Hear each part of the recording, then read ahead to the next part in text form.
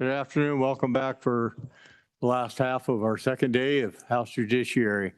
Next on our list is public access to judicial records. We'll start with LSO maybe walking us through House Bill 93. Yep. And Mr. Chairman, would you prefer that I give more of a high level overview or the typical? Yeah, high level. Okay. Yep. So Mr. Chairman, 2026 House Bill 93, the People's Right to Judicial Transparency. This is 12-01 in the online meeting materials. This bill would have required court records and audio recordings or video to be of court proceedings to be publicly available online at no cost. The bill would have provided an appropriation for the judicial branch to implement this, and then also amended the judicial systems automation account to allow the judicial branch to use funds in that account to implement this act. Mr. Chairman, I just run through the bill quickly. On page 2 and these are all new sections of statute. Page 2 are definitions. There's a definition of court. What I would note with that is, with that definition of court, it would apply to really any court under Wyoming law that this act would be applicable to. There is a definition of court record that includes all pleadings, motions, filings, orders, judgments, evidence, and case metadata. A definition for sensitive and bulky exhibits. This definition is based on the current court rules, is where that term and concept comes from. Then page 3, line 4, subsection B is the requirement for each court to make all of its court records available for public viewing at no cost through an online portal that's accessible through the court's website. The remaining paragraphs on page 3 just go through and kind of outline how a court may implement this process in terms of including a link on a website to another portal or groups of courts working together to provide access. And then also allowing courts to continue to charge fees for parties making electronic filings or for paper copies.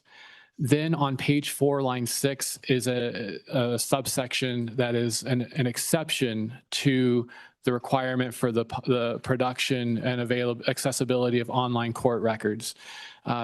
Those exemptions would be court records and proceedings in juvenile court records in adoption proceedings, court records in cases and proceeding involving minors, with a couple of exceptions, primarily when the minor is charged with a criminal offense as an adult, or if the case is transferred from juvenile court to district court, then the court records generated in district court would have to be included. Onto page 5, other exceptions to the requirement would be sensitive and bulky records, and that definition was on the bottom of page 2, sexual assault offenses, and then court records that are sealed. The bill draft outlines a process by which a court could seal records and then they would not be available online. Then page 6 continues that process for the sealing, how a court, the procedure for sealing the records so they would not be available for access. Then moving on to page 7, line 6, this subsection D provides a requirement for each court to provide either live real-time video or live real-time audio of each hearing or proceeding at no cost to the public, and then also provide audio or video recordings of each hearing or proceeding on the court's website at no cost to the public, and also maintain an online archive of those recordings. At the bottom of page 7, going on to page 8, is an exception to that requirement for the audio or video streaming. It's the first part of this on the top of page 8 would kind of have that date certain. So anything before July 1, 2026, if there's not an audio or video recording, obviously you can't go back and recreate that. And then cases and proceedings that are identified in the subsection that is an exception for the court records. Generally, that's the cases involving the juveniles, the minors, and the sexual assault offenses. Page 8, line 10, just provides that the Supreme Court or the Judicial Conference of District Judges must individually or collectively develop and maintain and operate an online portal for these records, establish technical standards, and then promulgate rules for the redaction of confidential information. Page 9, lines 15 through 18, goes into 52120A and just provides that for the judicial systems automation account, the judicial branch could use funds in that account if available to implement this act. Then page 10, line 6 is an appropriation of $100,000 from the general fund to the judicial branch for implementing this act. Page 10, line 22 just authorizes the courts to take any action to implement the act. And then there was a split effective date to allow the court to begin acting immediately. With that, Mr. Chairman, I'd be happy to answer any questions. Committee, any questions for Mr. Fuller? Mr. Fuller, do you know the source of this? Was this modeled after another state's existing legislation? Where did this bill come from? Yep. Mr. Chairman, given that the bill was individually sponsored, I worked with a sponsor on that bill draft. All right. Well, let's start with Ms. Butler. I think she's in the room.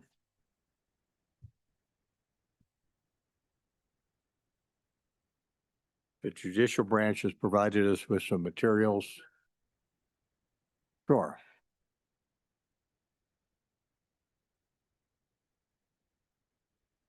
Ganging up on me this afternoon.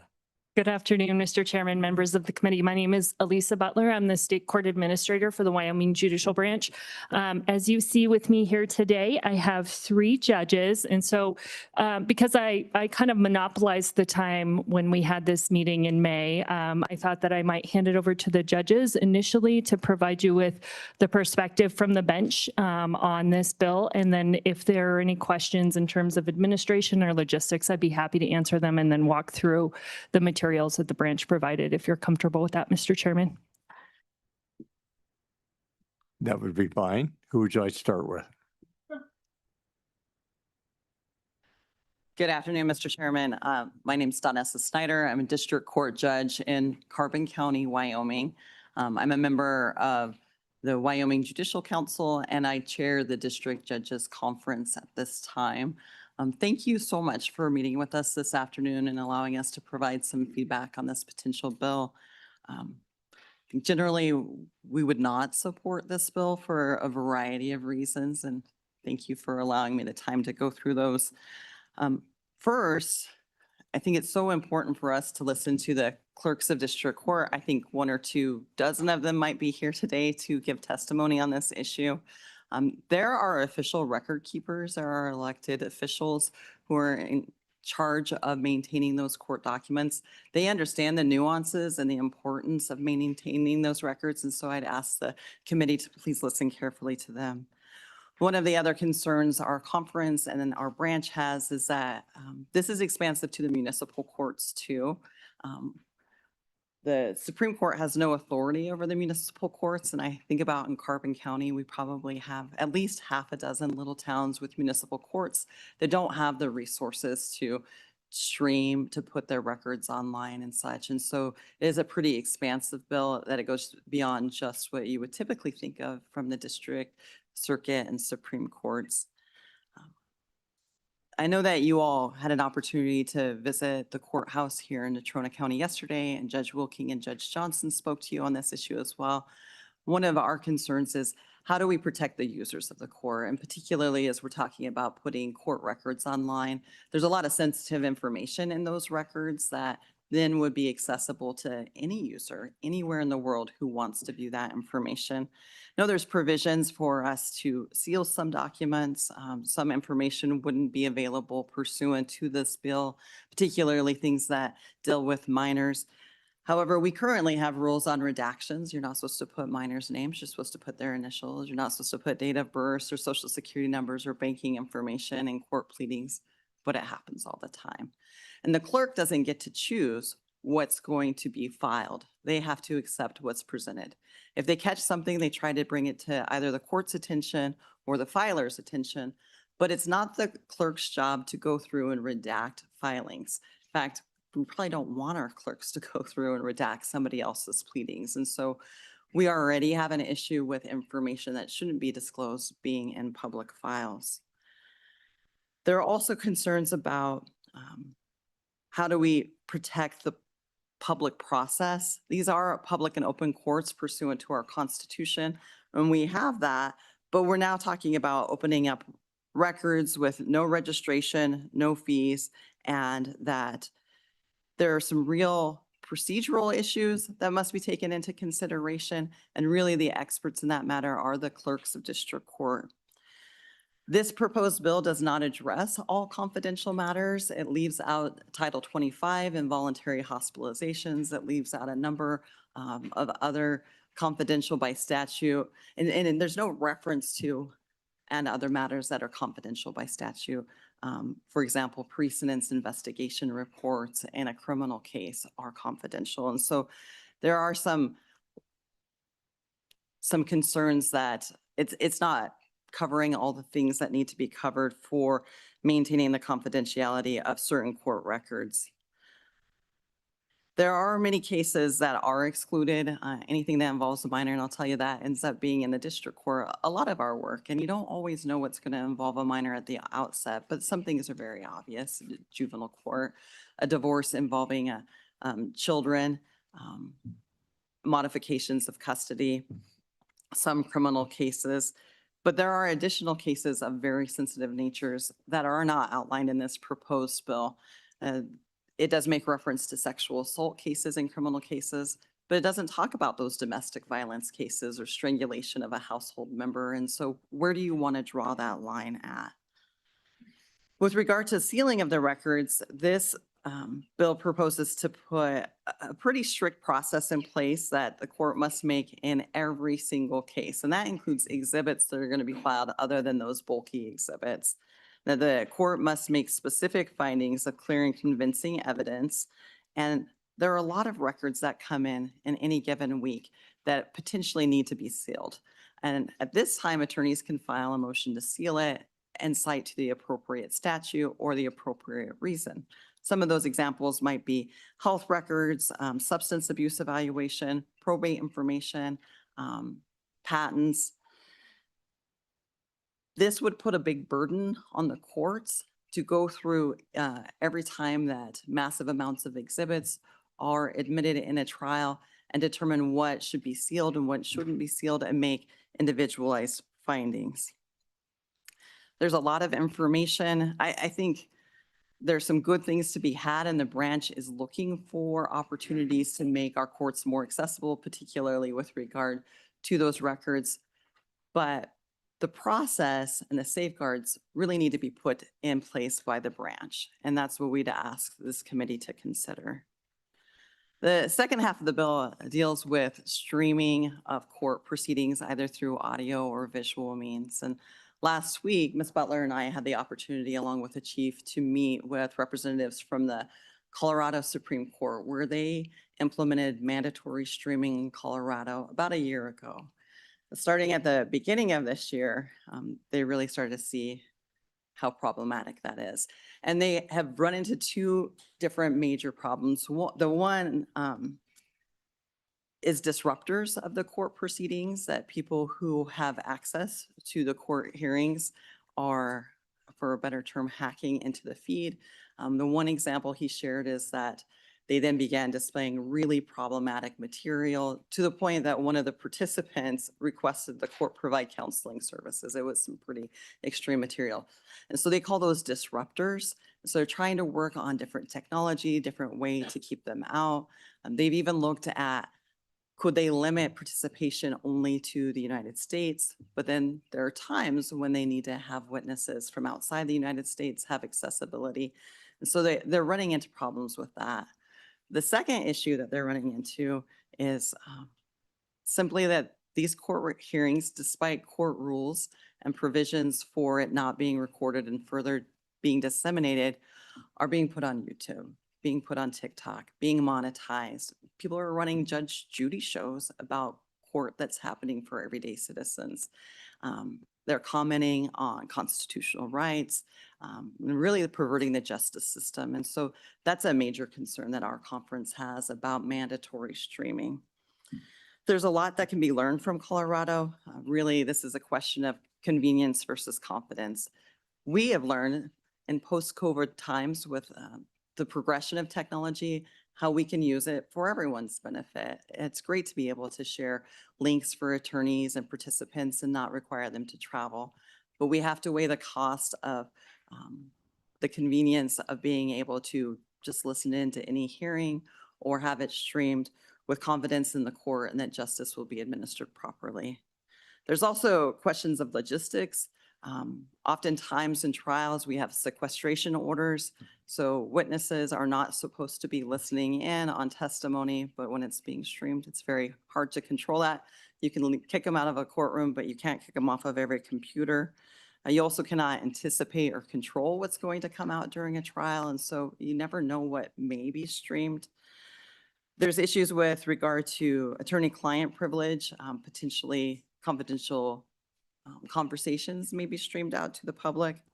There's also just the logistics. One of the things that Colorado does not do is archive all of these recordings and make them searchable. They just don't have the capacity for that. And I think that's a pretty big ask to make a searchable archives for anyone to go in and look at any court proceeding. So those are some of the concerns that we have.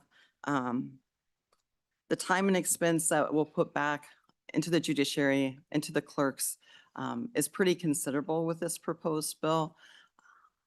And so I think those wrap up our general concerns, but if you have any questions, I'd be glad to answer them. Any of the other judges, Judge Chambers? Mr. Chairman, Mr. Co-Chair, my name is Sean Chambers. I'm a circuit court judge in Cheyenne. I'm also a member of the Wyoming Judicial Council and also chair of the Circuit Court Conference. Echo Judge Snyder's comments about sort of general opposition to the bill, the substance of the bill. I would tell you that a lot of the conversation among the Circuit Court Conference related to access to justice and the costs that come with access to justice. And I think philosophically, it's fair to say you're not going to find any judges probably or members of the bar that are opposed in any way to access to justice. We want greater access to justice. We want more people to participate and feel like they can participate in the legal system. We want to make it easier for public participation. I've practiced 21 years in Wyoming, and for any of the attorneys in the room, you know that access to justice has been a hot button issue for not just in Wyoming, but nationwide over the last couple of decades. And you know, in a world where legal services and litigation and frankly, justice is ever more costly, you know, any time that we can work together to make it easier for people to bring their grievances to court, make it easier for people to get into the courtroom, make it easier for people to pursue justice without, you know, suffering the costs that come with that, the financial burdens that come with that. We welcome those efforts. So in a lot of ways, in that this conversation about public access to court records relates to access to justice, I think the conference and the branch thank you for bringing this topic. It's an opportunity to talk about access to justice, and this remote public access is certainly a huge component of that conversation. Over the years I've practiced, I think there have been significant gains. There's been some progress in the area of access to justice. I think legal services around Wyoming are better. We heard from the state public defender earlier, the public defender's office, although it's a constant struggle, I think the public defender's office is more staffed better, compensated better, courtroom technology is better. We have e-filing, e-case management, all those things are, you know, go toward this idea of access to justice and making it easier for people to participate. Forms has been a big thing the last few years. We have a forms committee in the judicial branch that's done work on forms for small claims, protection orders, domestic relations, probate. There are detailed instructions that come with all of those forms. So the idea is that you don't have to get an expensive lawyer or go through legal services in order to, self-help your way into court. Victim services have improved dramatically in the time I've practiced. This conversation we're having today about public access to court records, again, is a major, I think, component of all of those things. All of these things make go to access to justice and increase the opportunities for the public to access justice. These successes, though, I would like you to understand, what I want to convey today is that these successes come with a cost. More cases in the court, more filings, more litigants, more need really for everything. When you have more cases, more filings, more litigants, you need more clerks, more support staff, more judges. There are more judges now than when I started 21 years ago. The clerks are staffed at higher levels than they were 20 years ago. More space. With more clerks and more judges, you need more space. More training to adapt to the technology. The work of the clerks today in managing these e-filing and e-case management systems is a lot more technical job than it was, say, 10 years ago, when it's, putting documents in a file and sort of, it's just a more technical job, requires more training and that type of thing. Specific to remote public access, these are, technology platforms, requires more IT support, more or different software, hardware, more customer service. These are just increased costs, frankly, to an already burdened judicial system. More regulation. Judge Snyder mentioned we already have rules and things related to redaction, and as part of having remote access to court records, it's going to require refinement of the rules and so forth that go to all of those things. So the point of all this is to say that philosophically, we support remote public access. We support access to justice. It means that more people will get justice that is deserved. And we applaud those efforts. Simply ask that in pursuing this effort, that the financial support is provided so that this can be done correctly, so it can be done right, and not further burden what is already a burdened system. And I know Elisa has information on the true financial costs and what that looks like. And so we'll have that information for you as well. But those are my comments, and those are the discussion that was had among the circuit court conference. So thank you, and glad to stand for any questions. Thank you very much. Judge? Thank you, Mr. Chairman and the committee. My name's Matt Casano. I'm one of the district court judges up in the 6th Judicial District, which is Campbell, Crook, and Weston counties. And I'm going to try really hard on this to stay in my lane. As Judge Snyder talked about, the clerks of the district court are the custodians of the record, and I'm sure that they'll speak to those, and I'm sure we'll speak to those as well. But I want to talk really about what happens in my courtroom. First of all, with regard to this, me personally, and actually most of the judges that I know, are heavily in favor of as much transparency as we can provide. I personally live stream every proceeding that I can. If it's not prohibited by statute, unless I forget to push the button, it's going to be available for anyone to listen into. But I want to talk about how that's differentiated from what's in this statute, or in this proposed statute.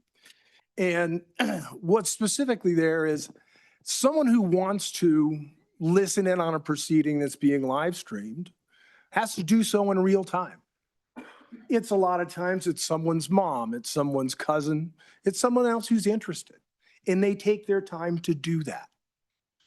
And they're welcome to hear everything that goes on in the courtroom to the extent it's not confidential or otherwise. When that transitions into an archival and a searchable archival system, it becomes, you know what, this person that I'm currently mad at They had a messy divorce 3 years ago. And can I go back in there and get all those proceedings and start spreading it around town about what went on with whom, whenever? So that's much different. To talk further about that archiving, to talk further about the lack of registration, about there being no cost. You're inviting data miners. Do we want someone who has just filed for a divorce to get a deluge of refinancing offers from maybe not the most reputable lenders? Do we want someone whose probate has just been filed to those beneficiaries getting offers from various people? Do we want someone who is in the middle of who has just filed a personal injury suit to start getting a stream of offers from, well, we'll buy your possible settlement for this, that, or other? So it's really much different when you get into that archival piece.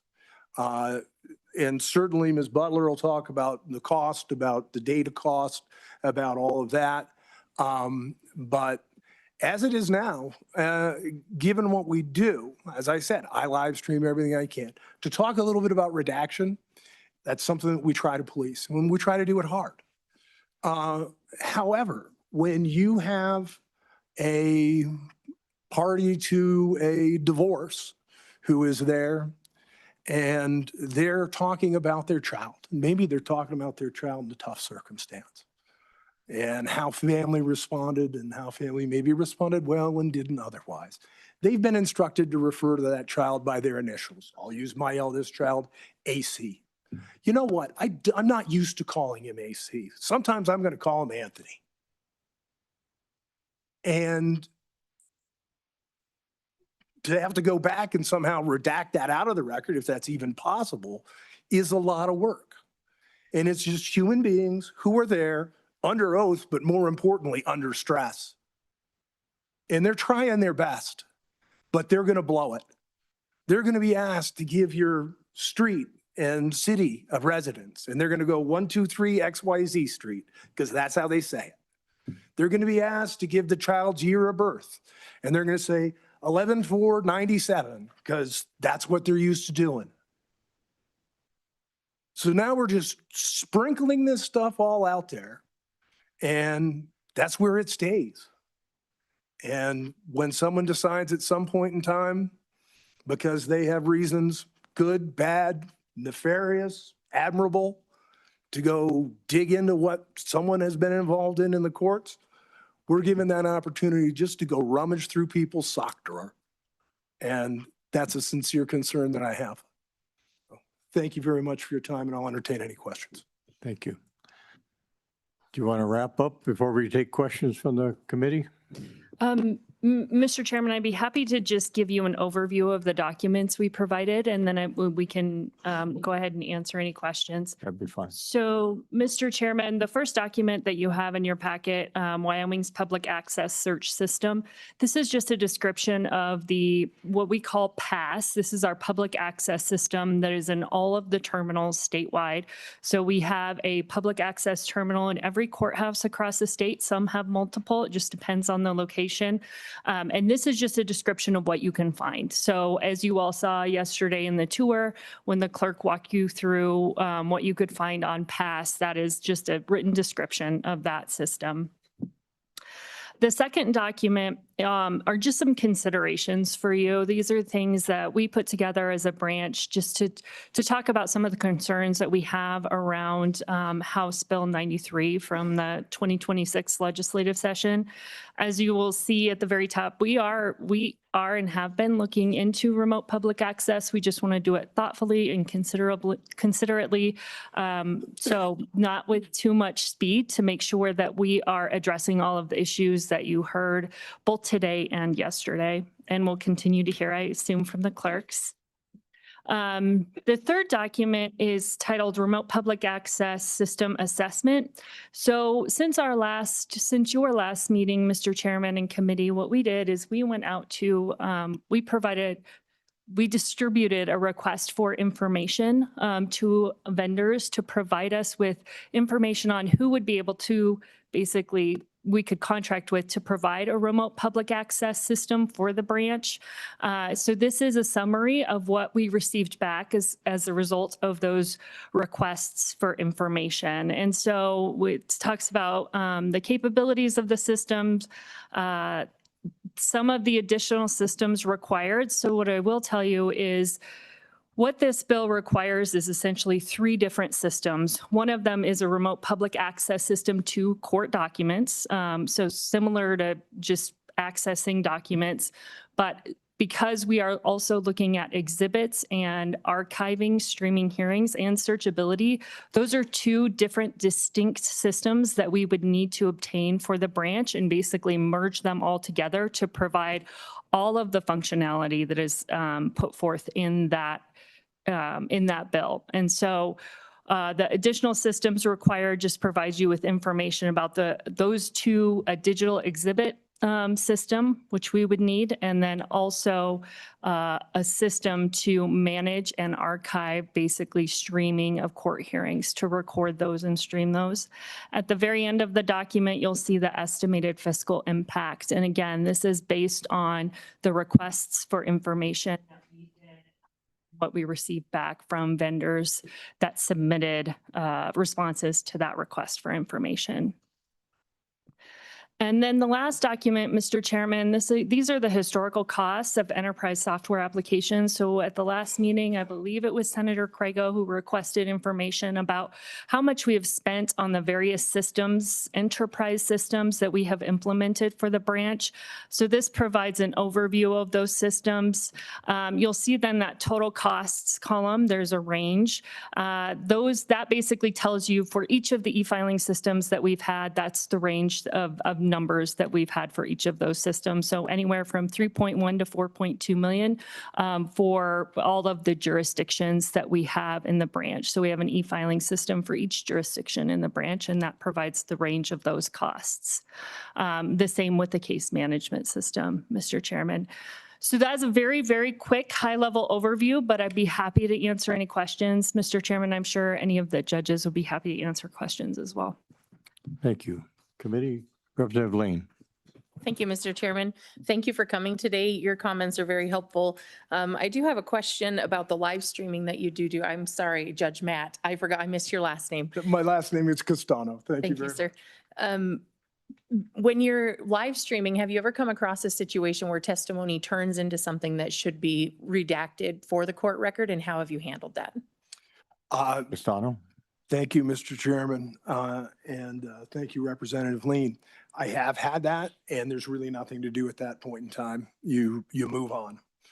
Further, I have had a rather high-profile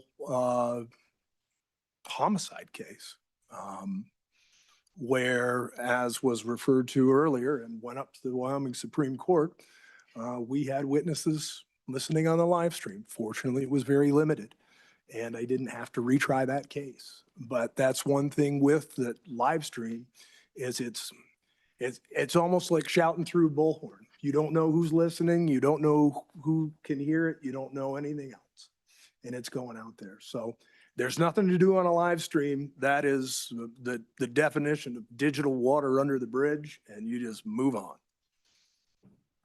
Further questions? Senator Cole. Thank you, Mr. Chairman. Thank you for coming in and explaining, I guess, your point of view and what you're concerned about. But reading your document here on the Wyoming Judicial Branch document you had given us, on page 2, it says courts are moving towards online access carefully. I guess my questions are, there's a few of them here. What's your timeline and what are your priorities? And I say this with knowing the past digitization program took quite a while to do. So what are your thoughts on that? On what can you get done and what are your priorities? Thank you, Mr. Chairman. Ms. Butler. Mr. Chairman, I would say in terms of court automation, Senator Kolb, what we are currently working on is finalizing e-filing in all of our trial courts. So we are not quite done with implementing the electronic filing system in courts statewide. We will wrap that up in early 2027 in the circuit courts, and then all of the judicial branch courts, again, this does not include municipal courts, but Supreme Court, District Court, Chancery Court, Circuit Court, all of the courts in the state will have electronic filing for attorneys at the very least. I would say some of the things that we have on the horizon in terms of priorities. The first thing I would say is we really do need to work with both the e-filing system and our case management system, which holds the record of the court, to ensure that when we get to remote public access, we're actually releasing information to the public that should be released and protecting the information that should be restricted. Right now with those systems, the way they integrate, there's not a good way to do that. So that would be a priority for us to move toward remote public access. At some point in the future on the horizon would be to allow for e-filing for pro se litigants. Right now, pro se litigants cannot e-file, so that is another project. In terms of priorities, again, e-filing is probably at the top of the list, and then making sure that those systems work together appropriately to allow us to get to remote public access.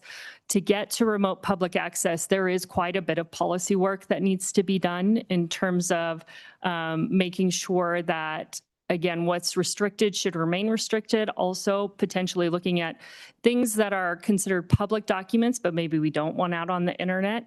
And so those are, again, some of the policy type questions that we would need to answer. And if we're looking at a timeline, I would say 2 to 3 years for remote public access with appropriate funding. That is a big if, because right now we do not have adequate funding to allow for remote public access.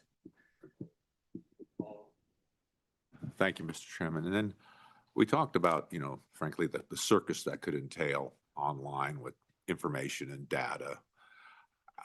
How is that going to be any different with what you're proposing to do? I mean, if you're going to go online, right, eventually go online, wouldn't that happen anyway? Or what are the safeguards that you're thinking about that would not let it de-evolve into, patent place online? Thank you, Mr. Chairman. Ms. Butler. Mr. Chairman, Senator Kolb, I think, there are never any sure things. There are never any guarantees. There obviously are going to be people when we move toward a remote public access system that will abuse that system. But some of the safeguards that we would absolutely put in place are things like ensuring that we don't have data scraping, or if we do have data scraping, there are some states that allow it, but they only allow it at certain times, and they require things like subscriptions. So you would have to pay a subscription cost if you wanted to do data scraping. That's a policy question right there, right? Whether or not we want to actually allow that or whether we want to preclude it. So that would be a big thing that we would need to look at. The other pieces that are definitely policy questions are really, again, looking through the kinds of documents that you see in our state district courts. Many of those are sensitive, and many of those are still public documents. And the question will become whether or not those sensitive documents should be on the internet or not. There are some states that basically set up what you can see on the internet is different than what you can see at the courthouse. And so that would be a policy question, whether or not we want to implement those kinds of things. So those are the steps that we would need to take to try to protect and ensure that as much as we possibly can, we would want to prevent and preclude people from abusing a remote public access. Again, there are no guarantees, but that is something that we would be looking at to kind of limit that. Further questions? Representative Shestak. Thank you, Mr. Chairman. I have a kind of a similar question to Representative Lean here, who's concerned about the live streaming and how that is water under the dam and is out there and you can't take it back. My concern is similar to that, but it relates to filed documents. I'm not an internet expert, and I've heard of a thing called the Wayback Machine, which you can actually recover. If you use this tool, it's available online. You can recover things that have been deleted from the internet. over some period of time. So I'm concerned about documents that are filed that are contain sensitive information, maybe inadvertent, maybe it's malicious. The opposing party wants to file something to nail their opponent, so they file something that's inappropriate, and that's put online somehow, and the Wayback Machine grabs it. Can you ever get that back? Have you thought about that problem, and do you have any concerns in those areas? Ms. Butler. Mr. Chairman, Representative Chestick, yeah, absolutely. I think that's an issue. I've talked to our IT guy pretty extensively about this and other things, and he basically says, once it's out there, it's out there. You can't get it back. So we think absolutely that's a concern, and that's why we want to do this very slowly and conscientiously and make sure that we have as much as we possibly can the appropriate safeguards in place, so then when things are available on the internet, hopefully we can ensure that they are the appropriate things to be on the internet. Representative Kelly. Thank you, Mr. Chairman. So we're talking about the technology to make this available to the public. I might be coming at this from a different angle than most, but I have some serious concerns now with the exponential growth and capabilities of AI. OpenAI just 3 weeks ago initiated a cyber attack on another company on its own.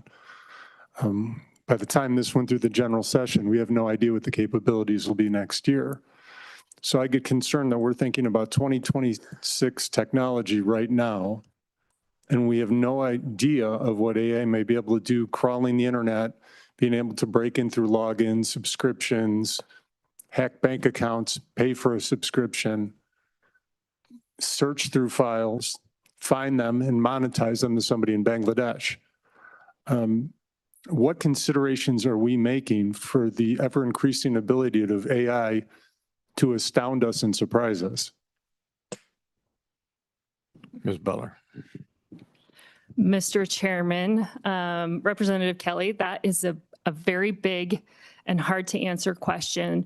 One thing that I think we would absolutely do as we move toward remote public access is, instead of allowing the public access system to access our full database, right? So the database that includes juvenile cases and adoptions and all of those confidential filings, we would, what I anticipate, again, and I cannot promise this, is we would create an entirely new database that only the public documents would live in that database. Again, there are no guarantees.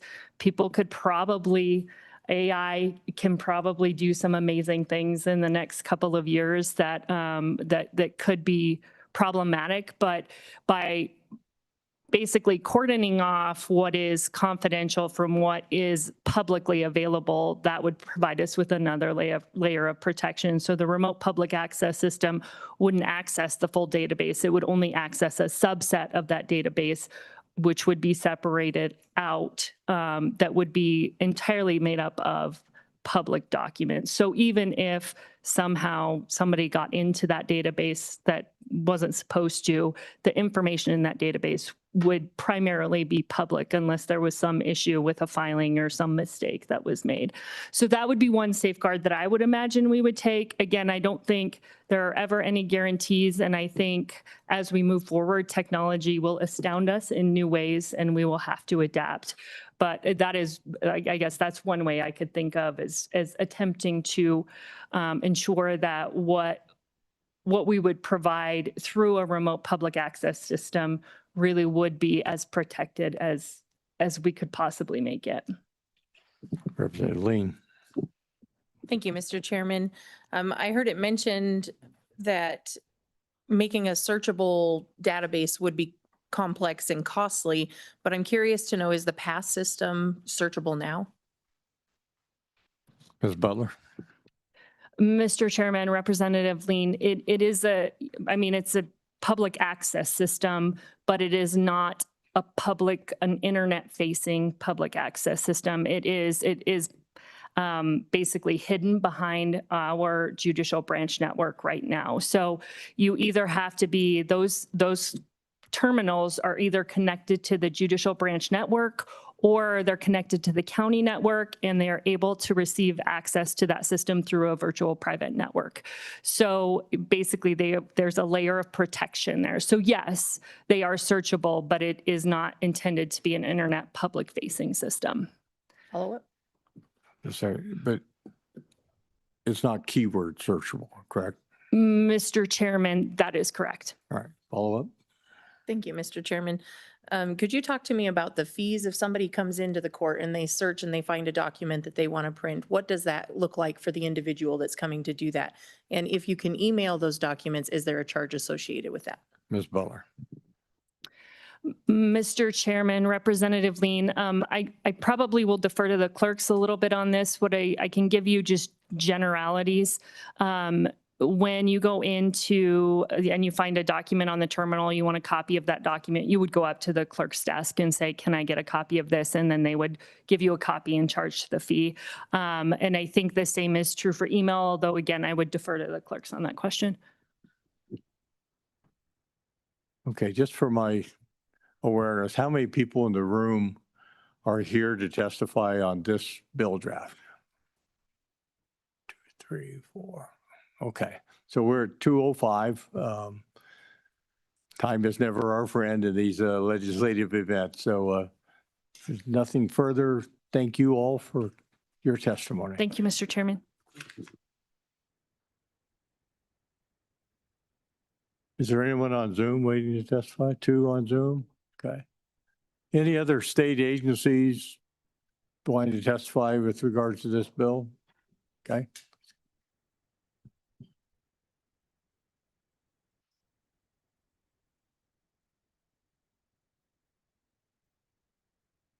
And again, if you can be succinct, that would be appreciated. Thank you.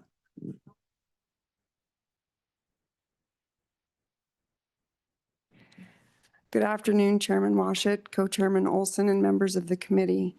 My name is Mara Sanger. I'm the Clerk of District Court from Carbon County. I am the current president of the Clerks of District Court Association, and with me today is Ann Sutton from Teton County and the current past president. We thank you for the opportunity to speak with you today. We acknowledge that the bill you are reviewing today also addresses case records in Chancery Court, Circuit Court, and municipal courts, which are not under the Supreme Court's jurisdiction. For more than 100 years, we, the clerks of district court, have served as the custodians of the official district court record. We have long been committed to providing public access to court records while also fulfilling the responsibility of protecting information that the law requires or the courts determine must remain confidential. We appreciate the committee's interest in remote public access. Our goal is to share practical implementation considerations that we believe are critical for a system that is secure, reliable, and sustainable for Wyoming. And I want to add right here is that we take great pride in being public servants because that's what we are. We serve the public, and this means a great deal to us for people to have access to the court records. We, per your request, looked into other states, and we including Colorado, North Dakota, Wisconsin, Nebraska, and Idaho. Generally, where case information was available online, document requests needed to be directed to the clerk. What stood out to us the most was that North Dakota started putting most of the information out, documents, everything. And what happened, they had to draw it back because they were overwhelmed with inquiries. I have it written down here. The high volume of inquiries, the system slowed down so drastically, it was almost impossible for employees to complete their work. And these included the data mining and scraping, which you've heard earlier today, unintended consequences for information and access and use. So they put it all out there and then they had to withdraw it, and now they're just giving out the case information or the register of actions. Very few of the states put documents out there. They supply the register of actions. And then if you want the documents, you go to the clerk's office and we email, we fulfill those requests. And my friend here, Ann Sutton, will speak to that. Please. Make sure your green light's on and introduce yourself formally on the record. Good afternoon, Mr. Chairman, Mr. Co-Chairman, members of the committee. My name is Ann Sutton. I'm the Clerk of District Court in Teton County. Mara mentioned looking at other states. I also recently, a month ago, participated in the National Association of Court Management Conference that talked about technology implementations. I want to just give you a couple of takeaways that I think are relevant. Presenters there caution that technology projects can encounter significant problems if the focus is placed primarily on deadlines and not fully understanding functionality and implementation and their impacts on the parties, the court partners, and the public. Their message was that project success depended on involving all users, thorough testing, realistic milestones, and allowing time to identify unintended consequences before moving to next phases. There was also a presenter from Kansas who had their court system breached. They thought the breach might take them down for just a couple of days, and it was multiple months. I think the breach might have happened in the summer, and they were back online. I think it was more than 6 months later. So the security of the foundational case management system is critical. As we consider a remote access vision for Wyoming, a second consideration we want to emphasize, which you've heard about today and will be brief, is the complexity of the district court case records. We know you had the tour and we just heard testimony from district court judges. We'll just do a quick review of a few highlights. As was mentioned, court files frequently contain highly sensitive information that may be public, in some circumstances restricted in others, or later become confidential through statute, court rule, or judicial order. We can have orders that follow up and seal records that were previously filed. As many of you know, orders of expungement can come in, and I could go on and on with examples. Case information in public cases, as you're aware, can contain graphic photographs documenting injuries, text messages involving children, guardianship reports concerning minors or incapacitated adults, tax returns, bank statements, property appraisals, and trade secrets, just to name a few. Determining whether documents should be public, restricted, or sealed is often very complicated in otherwise public case types. We regularly field questions from experienced attorneys, and we can tell you that self-representative litigants face even greater challenges in navigating expectations and requirements regarding court documents. As a quick teaser, a few statutes which are have been proven very difficult to understand what is public and what is not. If we polled everyone in this room, I think we'd all have difference of opinions on what you believe might be public. Guardianships, trusts, sex offender registration, paternity establishment and disestablishment, minors with felony charges charged in public court with motions to transfer from public criminal court to confidential juvenile court, orders for confidentiality of stalking victim addresses in otherwise public cases, expungements, as I mentioned, and orders to strike documents. Before expanding to remote public access, our third consideration is how important it is that our existing technology is fully secure and operating as intended. I believe you may have heard in the tour yesterday and through Ms. Butler that the district court case record currently involves many systems. There's 4 systems that clerks work in. We have the official court case record system. We have the electronic filing system portal for attorneys. We have the PASS system, which you've seen and heard about, and we also have an appeal management system. As with all large-scale technology implementations, integration issues require constant attention, fixes, and customization. For example, in these implementations, initially, not all confidential designations transferred correctly and as expected between systems. A major customization, rule update, and training effort was required to balance access and confidentiality. Additional issues affecting sealed documents continue to be identified and addressed as recently as last month and just a week ago. Search functionality expectations continued to be discussed. Careful testing and validation of an upcoming customization is critical before expanding public access to 24/7 to a 24/7 global audience. Our last consideration is the bill itself. We have reviewed the draft legislation, and we're happy to get into detailed areas if that's what you would like. We're ready to field questions. As a high-level overview, we believe several areas would need careful consideration. Areas include some of the definitions, list of exemptions, the requirement to provide all records electronically, and some of the delayed disclosure provisions proposed. We would also note as clerks of district court that we have been active members in the past of the Rules Governing Access to Case Records Committee.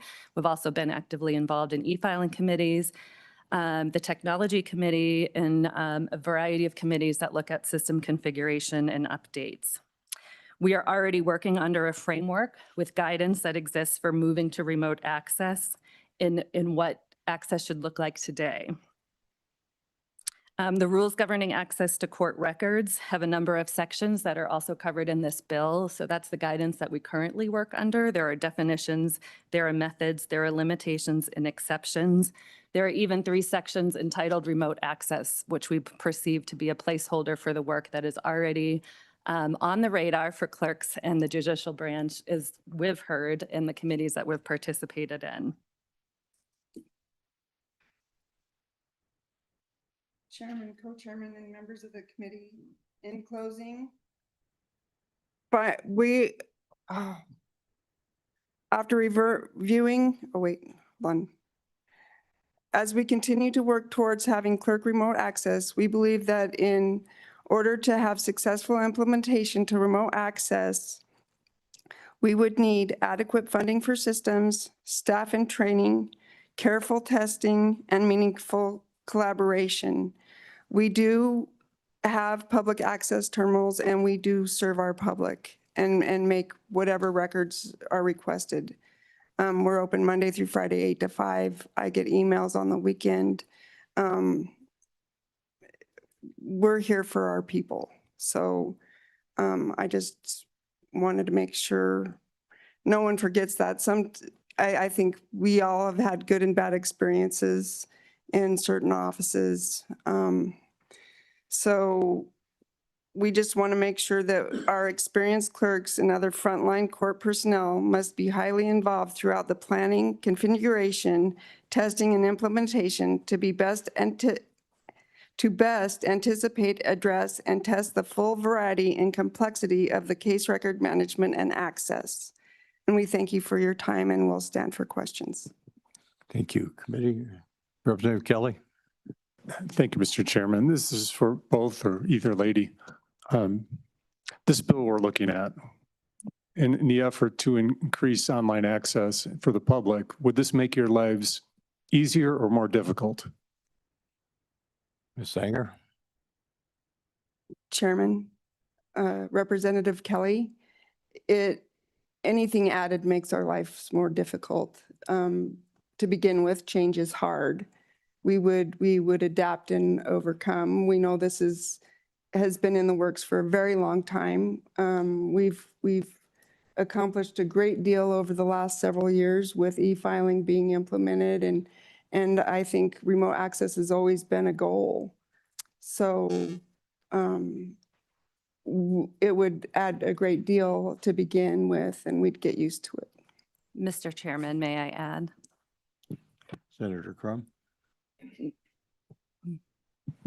Yeah, thank you, Mr. Chairman. I've got a couple part question here. One is, are all the current court documents electronically scanned already? So when you turn this on remote, it would pick them all up? Or second part, if not, then how much would it cost to scan all the documents that are out there across the state to do that?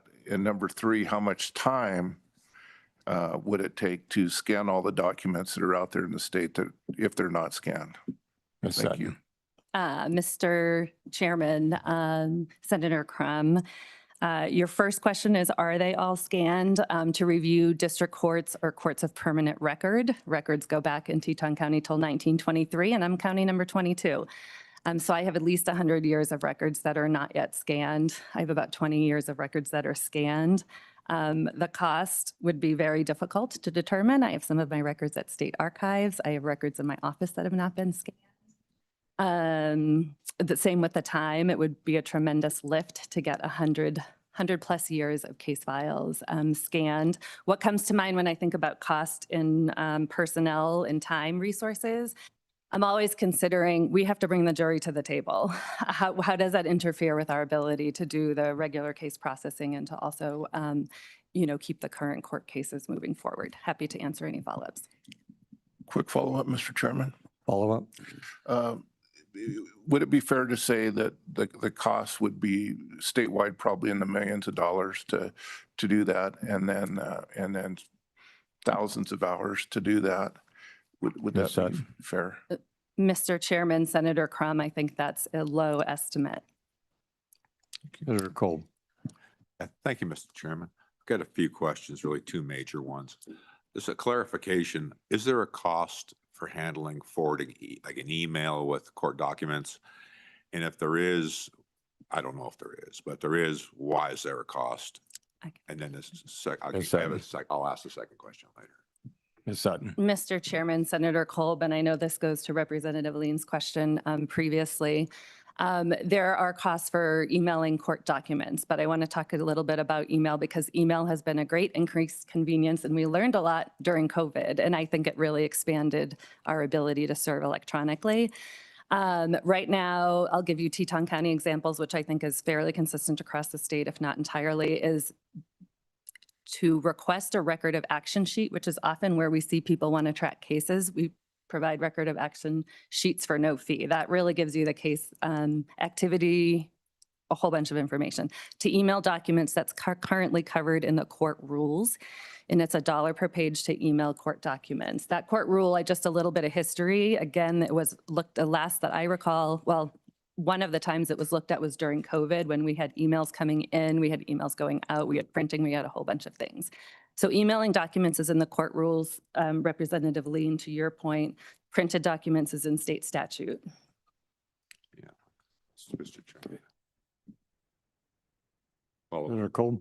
Yeah, that really was, the second part of the first question is how do you justify $1 a page, if that's what it is, for just forwarding data over the internet? Sure. Right?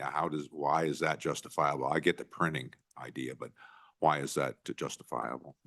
Ms. Sutton. Representative Chairman Washut and Senator Kolb, times have changed so rapidly. I think the point that you're raising is might there be an opportunity to review that court rule that sets that fee? And I'm hearing you, and we abide by, we don't make up our local rules. So we abide by what's set in rule and statute. I would imagine if that question came up in a committee that we would be very willing to entertain options and review the rule if we were invited to participate. Mr. Chairman. Thank you for a follow-up, Mr. Chairman. This is one more follow-up. This was the second part of the question I tried to ask.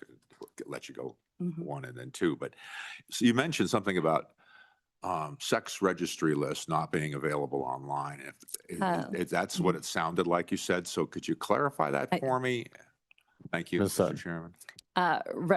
Chairman Washut and Senator Kolb, I can't speak to all the aspects of sex offender registration. I can speak to in the last 3 weeks to 4 weeks in Teton County. We had one petition to remove someone from the sex offender registration list.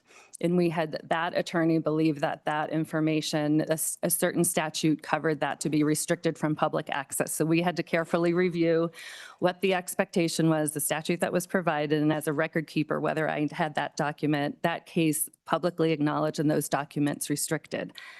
Soon after, we had a second petition to remove a sex offender from the registration list, and that attorney filed it entirely public, perceiving that statute did not by default allow for the restriction of the document. So I mentioned that in the list just to say, It's really hard to navigate, even when you're given a statute, what's covered. I'm not sure I'm answering your question about sex offender registration list. That's not something the clerks of district court keep, but we do see that kind of case activity about the list in our office. Okay, thank you for the clerks for being here. Appreciate it. All right.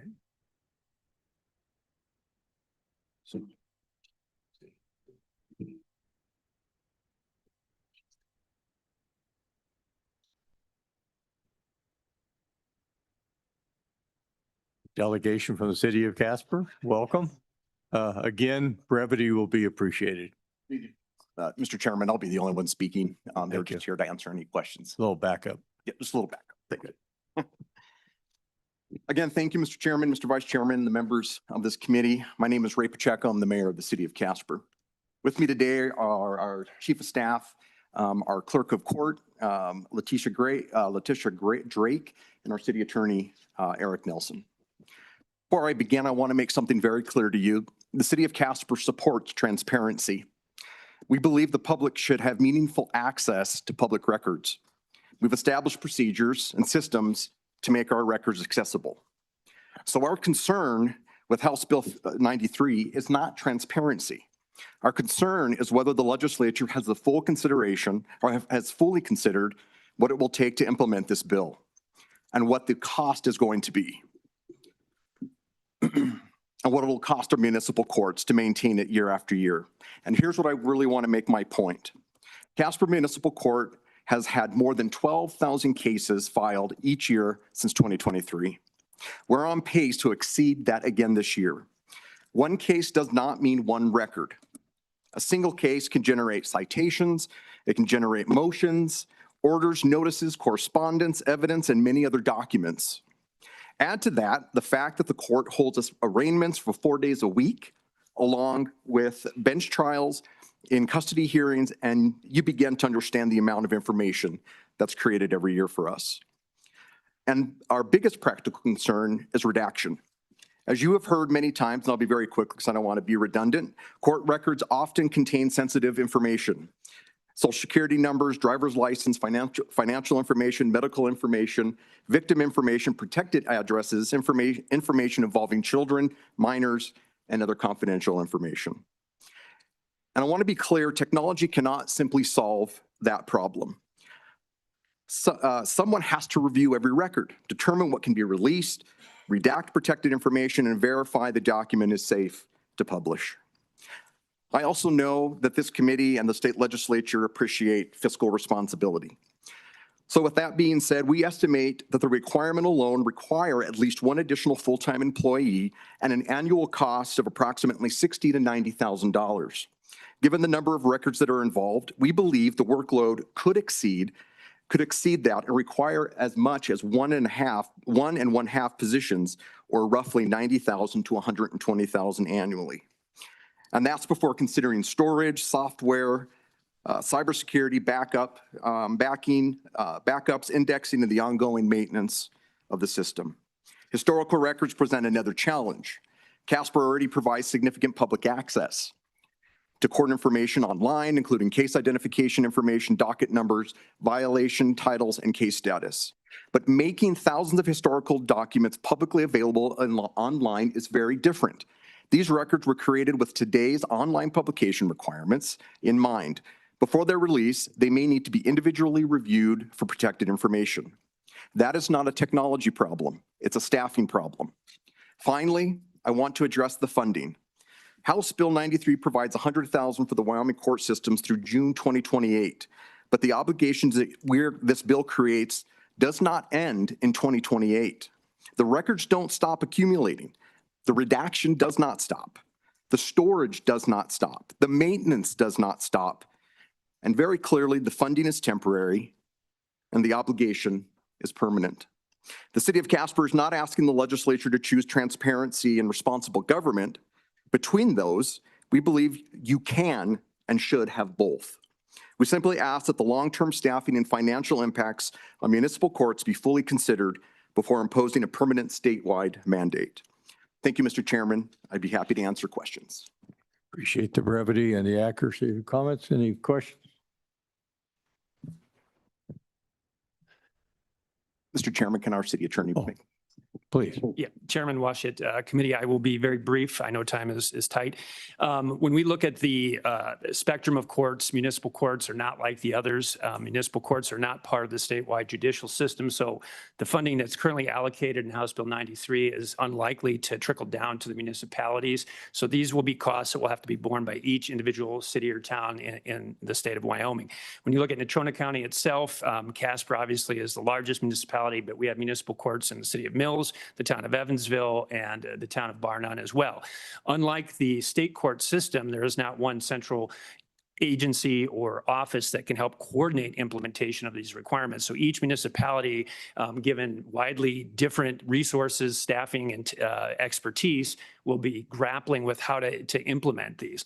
And when you look at the type of cases that are held in municipal court, it's the enforcement of local ordinances. And so really, as a citizen, you're most likely to interact in a municipal court if you're going to come in contact with the judicial system. The numbers just bear that out. It's also a way for municipalities to craft ordinances and laws that tailor the local situation. Given the requirements of this bill, it is entirely conceivable that some smaller municipalities, because of funding considerations, may not be able to afford a municipal court, thus really forfeiting the ability to regulate on a local level and having to rely on the county attorney or the DA's office to enforce strictly state statutes. Because in addition to DUIs and the garden variety criminal misdemeanors, we handle everything from building code infractions, zoning infractions, dog cases, the gamut. And so as you move forward and think about how to tackle courtroom transparency and access to justice, please realize that municipal courts are an outlier as opposed to the other courts. And certainly I would stand for any questions. Thank you, Mr. Nelson.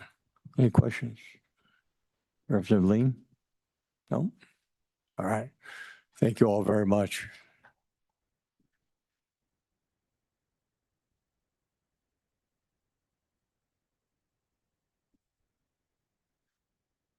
Mayor, welcome. Chairman, committee, I appreciate it. If I could, can I defer to City Prosecutor first? She has court at 3.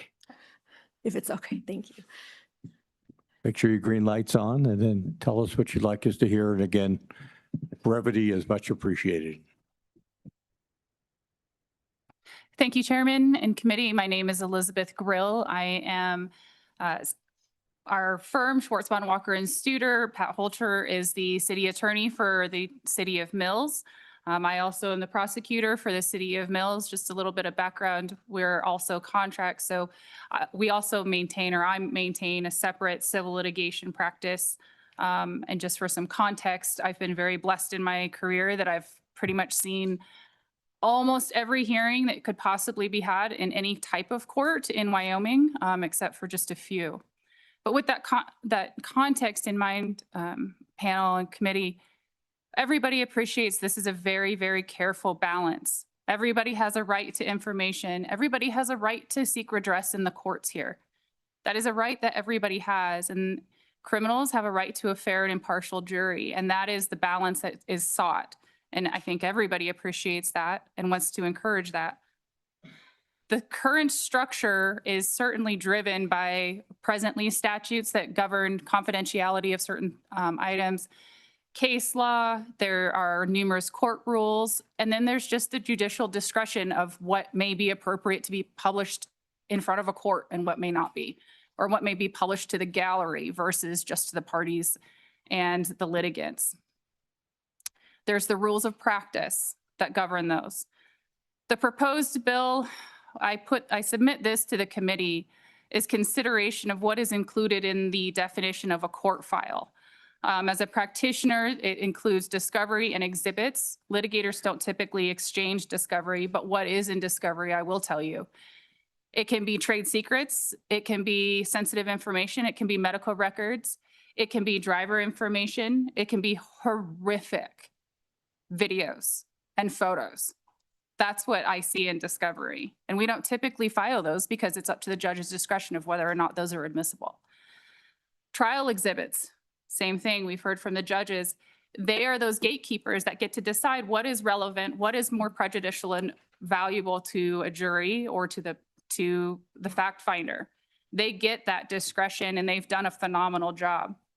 I've watched some very horrific hearings with horrific items in them, but the judges have treated those delicately with respect to the victims' families, to the victims themselves, and to the litigants. And from my viewpoint, the definition of court file, it really removes that. And it also just opens up, I haven't had the pleasure to be in front of Judge Castano and his live feeds, but it is that you can't pull that back. So it's there and it's there forever. Other practical concerns, there's all the pretrial hearings that are also governed by the judges that determine what is admissible and what is not. If that is live streamed or kept or maintained in a court file, that really inhibits somebody's ability to have a really fair trial. Because it's the judge that's getting oversight, it's the litigants that press those issues that those get to be determined. Just briefly, a couple of things that I did here today that perked my ear. Expungements, that's somebody's statutory right to seek an expungement of their criminal record. If these are live streamed, there's no requirement for a subscription to log online to access these records, opening it to that data mining. There's no pulling back those expungement records. Right now, the district courts are provided that authority, and they're those gatekeepers that you file for an expungement, it is ordered. They're the ones that have control to scrub those. But to believe that they may be able to scrub from a live feed or somebody that, you know, grabbed a link to a video feed, recorded it on something else and posted it, you've lost that. You've lost that value. From the municipal viewpoint, Eric Nelson, I think, echoed that. From the municipality standpoint, we are small. There are only, I think I counted maybe 20 first-class cities, more than, so that's basically a bunch of cities that are over or at 4,000 populace. There's so many others that are below that and I cannot presume that they would have the funding. We struggle as a firm to pay for the technology. I sit in the budget meetings and listen to struggling, how can we fund this? Let alone for a city of 2,000 people, 1,500 people, of how to fund this and maintain the control that they want at their local level. So with that, I thank you very much, Chairman and committee, for your attention, and I'll defer to Mayor. Mayor? Chairman, appreciate the time, and committee, I will try to cut out the parts that everyone else has addressed.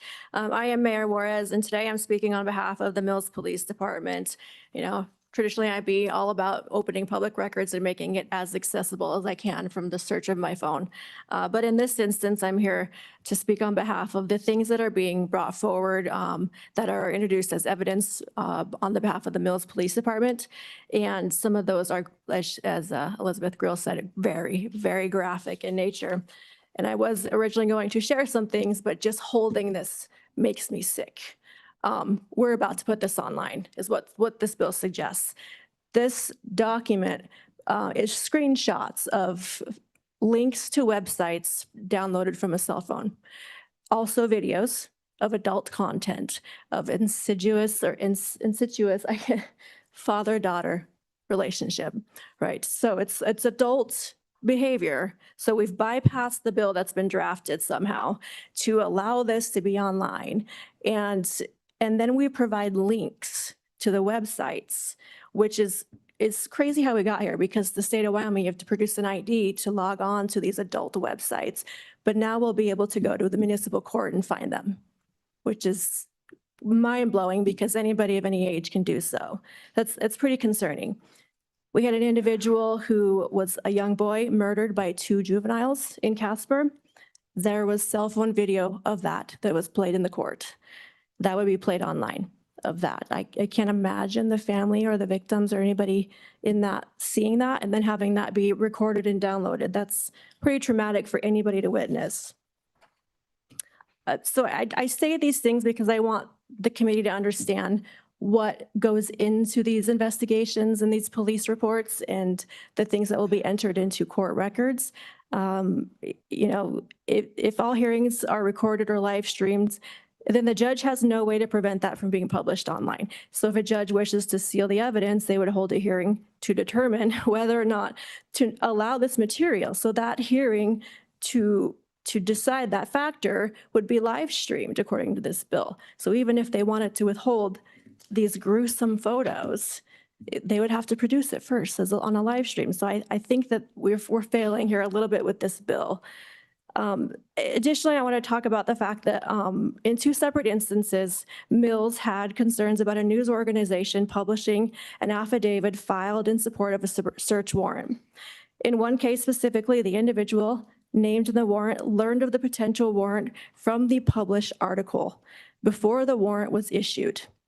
That gives somebody time to destroy evidence, move evidence, flee, or barricade themselves inside their home and wait for law enforcement, as what happened in this case. There is fundamental difference between a document filed with the court and discovery between parties, which Ms. Grill had explained as well.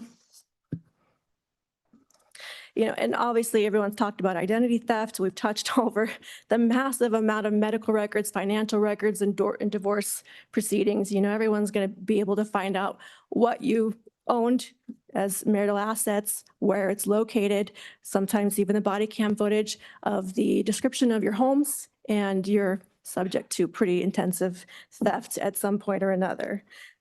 So I do want to say, though, that the Mills Police Department is not opposed to transparency. We're just asking for a more thoughtful approach to the transparency. The public deserves meaningful access to the work of its courts, but transparency should not mean making every piece of evidence public and online searchable. You know, so I'll cut myself off at that. If anyone has any questions, I'd be happy to answer them. Madam Mayor, you brought up body cam videos, so I'm assuming that when Mills Police Department records a 12-hour shift on 3 or 4 officers' body cameras, all that data has to be stored in the cloud someplace at the expense of the municipality.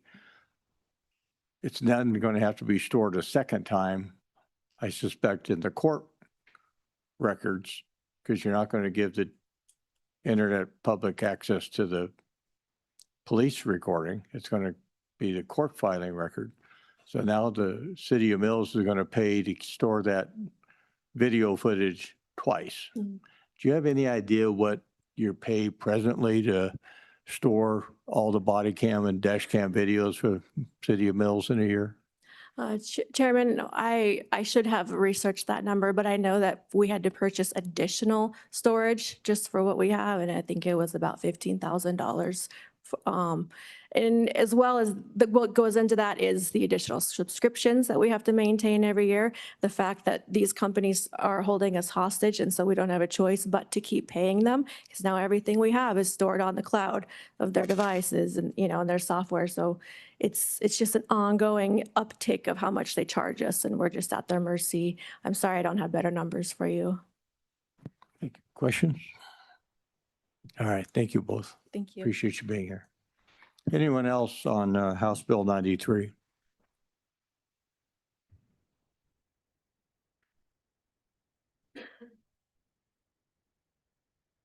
You waited 2 days for this opportunity. Yeah, Mr. Chairman, my name is Alan Thompson. I'm the Executive Director of WASCOP, the Wyoming Association of Sheriffs and Chiefs of Police, and I just like to echo the testimony that we just heard. I don't want to repeat what the good mayor just said, but those are the concerns of our members from across the state. I would also like to add that there's some great protections out there right now in existing statute for things like body cams and law enforcement reports and investigations that are still active and things like that. And then there's mechanisms for people to receive that information in closed cases and the subpoena process and the Freedom of Information or Wyoming Public Records Act, all those types of things.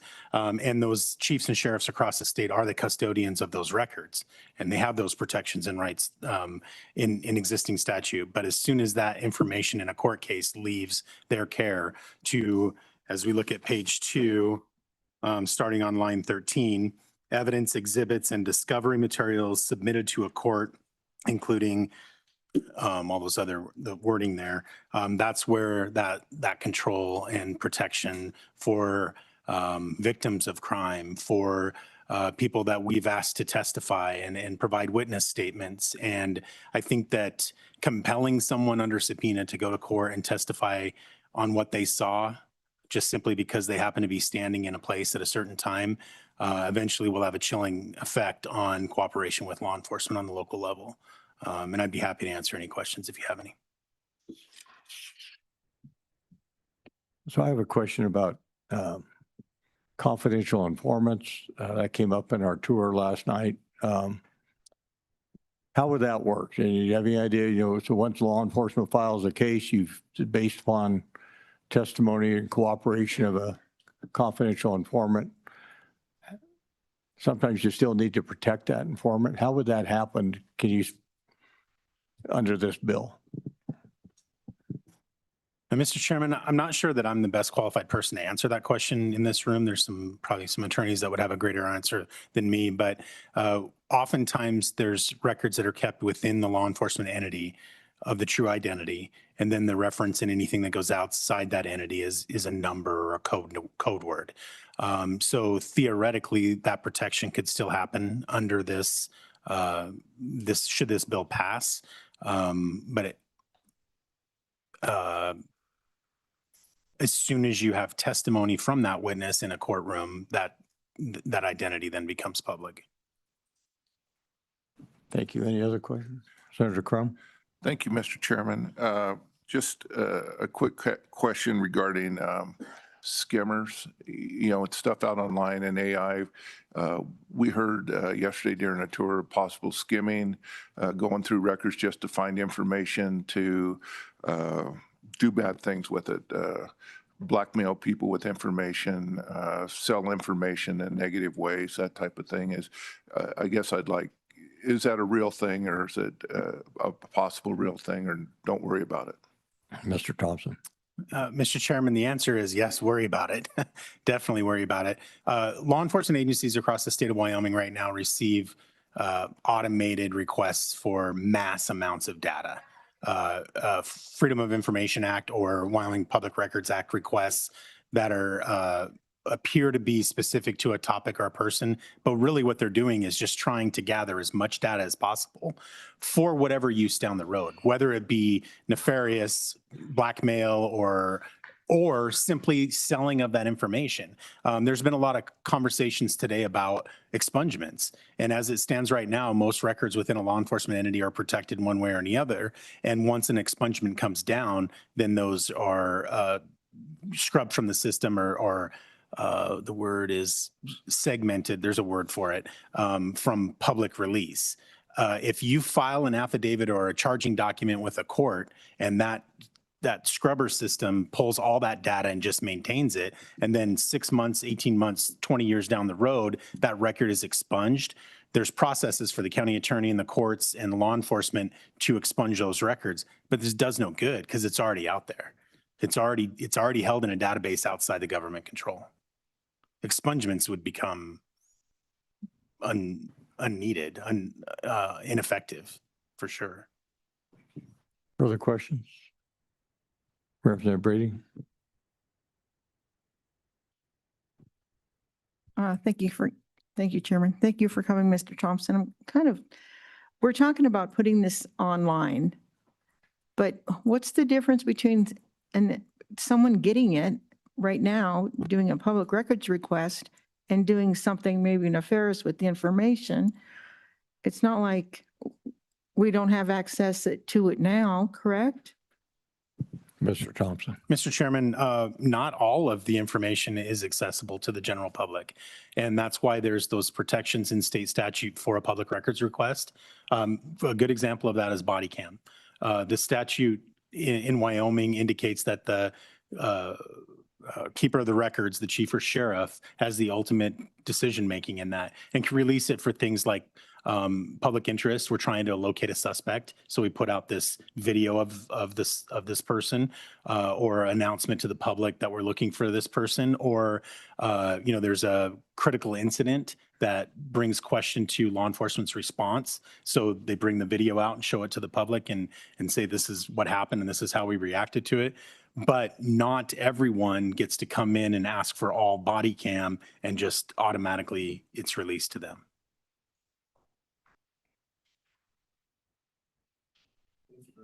Thank you, Mr. Anyone else on House Bill 93?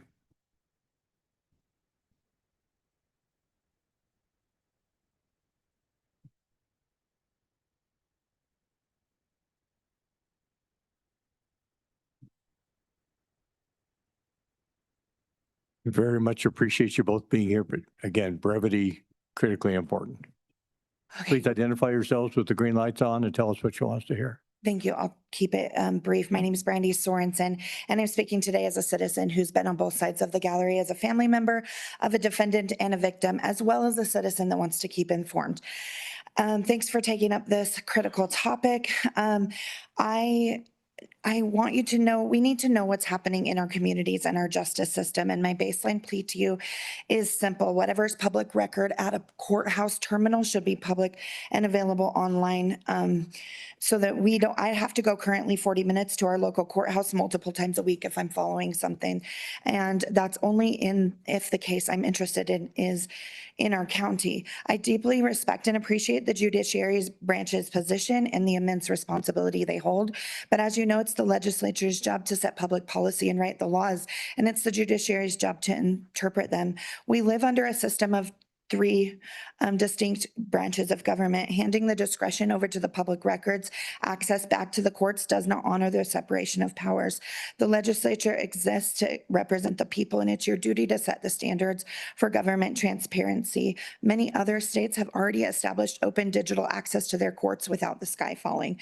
The way people receive news is changing rapidly, yet there seems to be a persistent fear of common citizens becoming interested in the legal system. It feels like a paternalistic approach to government, where the state decides it knows what's best for us while keeping citizens in the dark. In my personal experience, the more questions I ask as a citizen, the more closed off officials become. Citizen education and the victim's perspective is very important. The reality is that the more educated a layperson is about how the justice system actually works, the better equipped they are to advocate for themselves when unfortunately they are found having to navigate that system. I speak from experience as a family member of a victim of a crime here in Wyoming. I was deeply grateful I had prior family familiarity with the court system because I knew what to ask, what to expect. And even when the victim's advocate was by my side, there were things that they didn't know available. For example, when the defense challenged a search warrant, the prosecutor framed it as this massive catastrophic issue. Because I had basic legal familiarity, I knew that the challenging the search warrants is routine defense work. I knew how plea deals worked, but most citizens don't. And to be honest, our prosecutor and victim's advocate didn't explain the different type of plea deals like ours meant that the judge couldn't deviate from the suggested sentencing like he wanted to after hearing about our case. Public awareness and public discussion around the justice system are good things. Could there be public misunderstanding and misinformation? Yes, but sunshine is the best disinfectant. I do have some concerns that I've brought because I know that sensitive and sealed evidence, like mentioned by the good mayor from the neighboring city, are already exempted in this bill. There's a provision about sensitive information and that the courts can seal things that are, pornography, any of those kinds of things. On them, I gave you guys a document with suggested amendments just because on the minor information, standard court practices redacting their names to initials and personal identifying information. We don't need to hide entire filings, entire court cases of anything that has to do with a minor. That could be if a minor was a victim, a witness, or, the defendant. I understand protecting minors 100%, but we don't have to miss everything. Like, currently, there's a case in Converse County where the victims are minors, and so redacting all of that information, but the bond information for the perpetrator, why can't we have access to that to see what the bond was? Serious, and I get we couldn't go to the courthouse, but that's very cumbersome.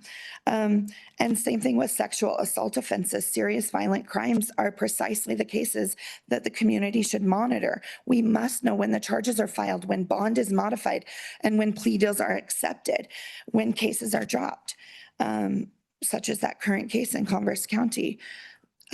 In the handout that I provided, there's 2 amendments. Amendment 1 replaces the exclusion of cases involving minors broadly with the mandatory redaction requirement for identifying information, keeping the court documents and dockets and court records online. Amendment 2 strikes the exemption for sexual assault cases, ensuring that those dockets remain public while victim identities and sensitive information is still available to stay out of the public online.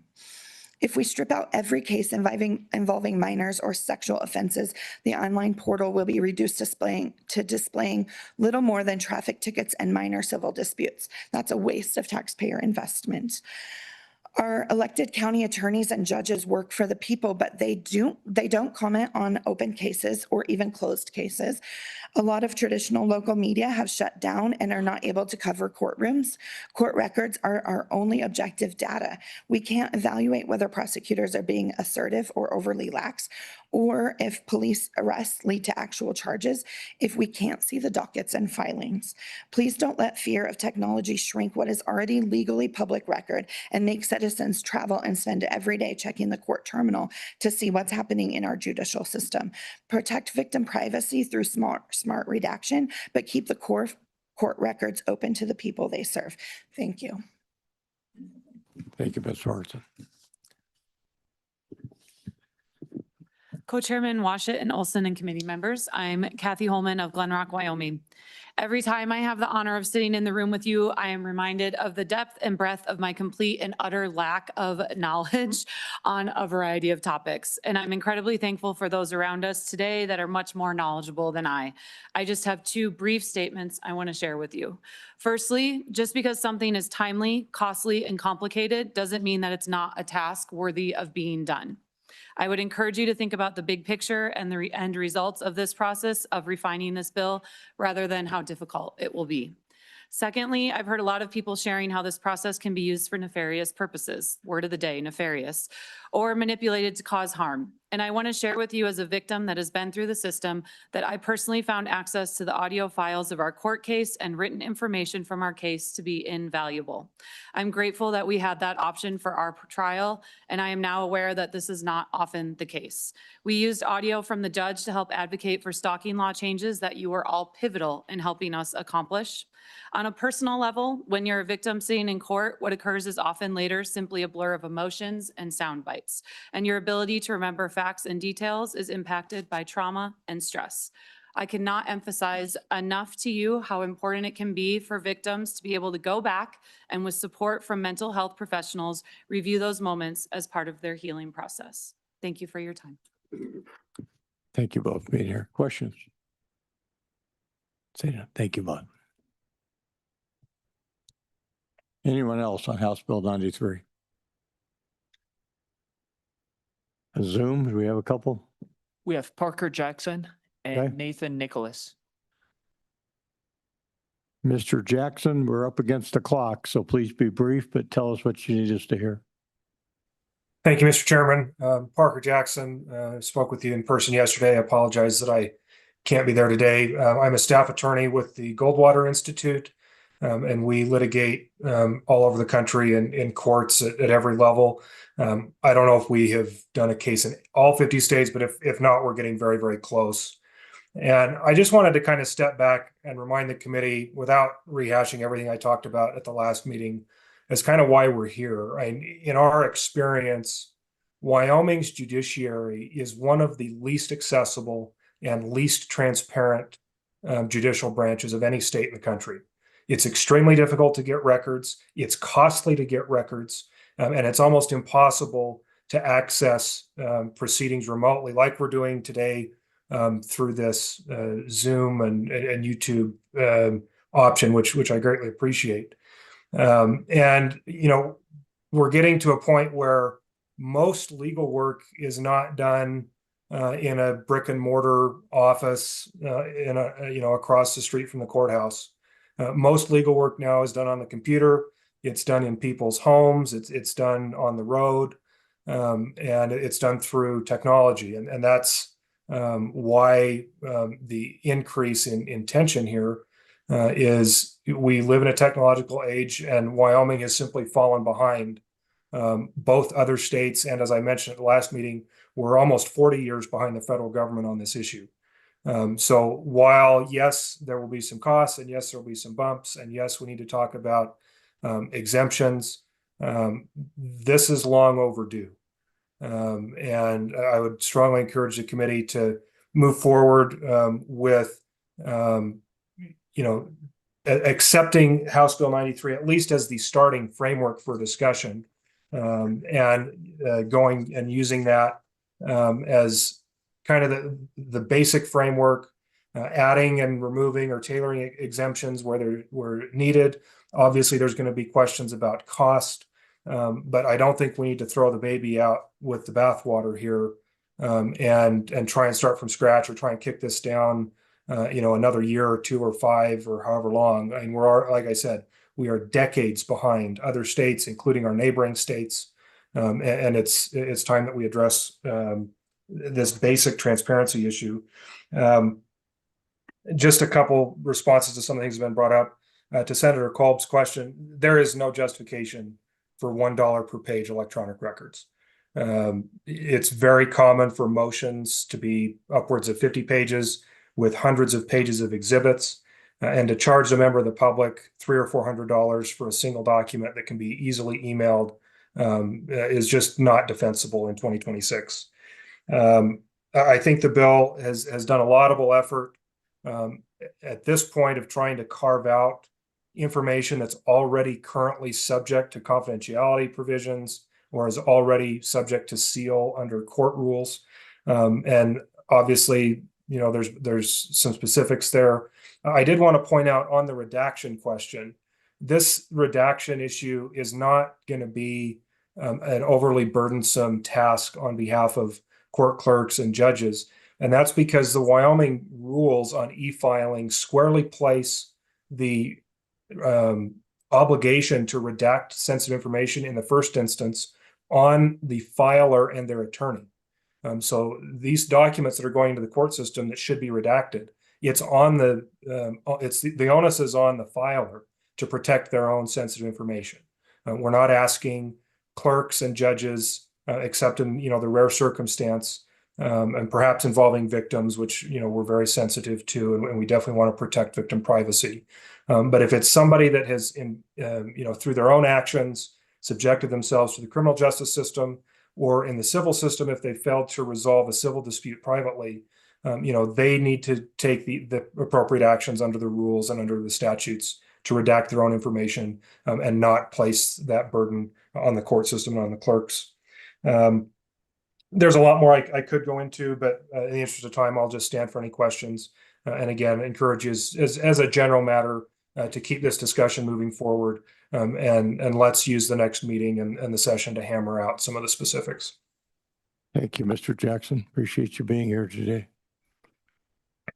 Mr. Webb, Representative Webb. Thank you. I'd like to know if Mr. Jackson's firm has any information on how many states allow remote public access. And he doesn't need to give us that information now, but if he could email that to us, I'd appreciate it. And whether it includes or excludes video, and whether it includes or excludes live streaming. Thank you. Further questions? Mr. Chairman, Representative Webb, I'm happy to provide that after the fact. The state that we are most familiar with because of where our organization's headquarters is in Arizona, and I'll just speak to that very briefly. They live stream the majority of their cases through their court website. There's some exceptions to that, and some of that's up to the discretion of the judge, similar to the way the bill is drafted. The recordings are not automatically posted online. Generally, I have to request those, and then I either have to go down to the courthouse and get it or they'll mail a disc. That is going to change. I understand, obviously disc, my computer that I'm using to join you today doesn't even have a disk drive. So, that is kind of going by the wayside, but it is a growing number of states, and I'll get you more details on that. Thank you very much. All right, Mr. Nicholas, you're up. Thank you, Mr. Chairman, members of the committee. Nathan Nicholas from the Cook Law Firm here today on behalf of the Wyoming Association of Municipalities. Very briefly, we've heard from the district court judges, the city of Casper and city of Mills. I just want to echo that the municipal court systems are separate and independent from the Supreme Court and the statewide district courts and circuit courts. Separate budget, which comes, I believe, is funded entirely by a municipal budget. The cost to implement this bill would be astronomical and probably would force some of the smaller courts with the option of whether they can continue to operate with this mandate. So just wanted to echo that and then stand for any questions that I can get you. If I may not be able to answer today, but I'll be able to get you answers in the coming days. Thank you for being here, Mr. Nicholas. Committee, any questions? I don't see any. Thank you very much, Mr. Nicholas. Sure. All right. With that, I'm going to close public comment on House Bill 93. Committee, what's your preference?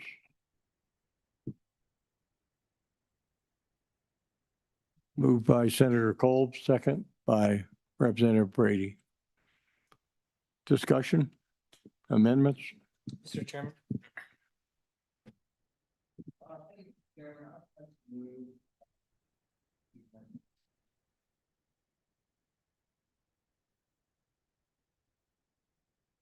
I'm sorry. Mr. Chairman, I'd like to move the amendments that were provided to us by Ms. Sorensen in the handout that she handed to us on page 4, line 15, and then page 4, line 4. And I'll just do it all as one motion, but additionally the ones page 5, lines 8 through 10, delete paragraph CV there. You have that, right, Mr. Fuller? Is there a second? Second by Representative Lean. Discussion on the amendment? Mr. Chairman. Representative Singh. Thank you, Mr. Chairman. This, I believe, it fixes the concern with the identifying personal information. And that appears to be the main concern of our existing governments to protect our citizens. And so the discernment for personal information belongs to us really to define. And so I think this does a good job at doing that. Further discussion on the motion?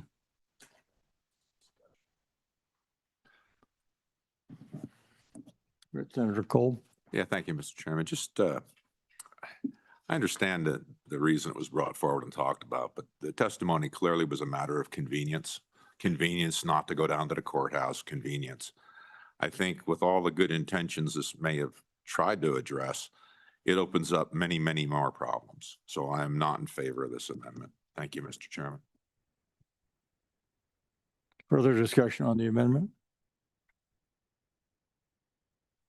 My worry on the amendment is it gives the expectation that these minors' information is going to be protected and the live streaming aspect of this bill. We heard testimony from Judge Castano about people inadvertently blurting out somebody's name, instead of referring to them by abbreviations only. And once that's out, it's out.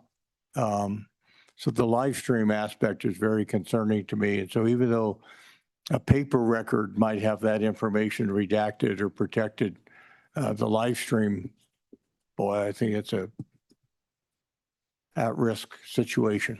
So Representative Webb.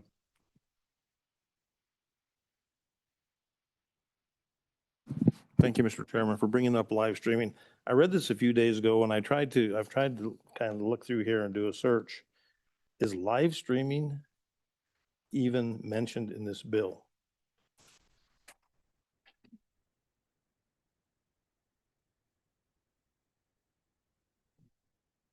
Senator Cole?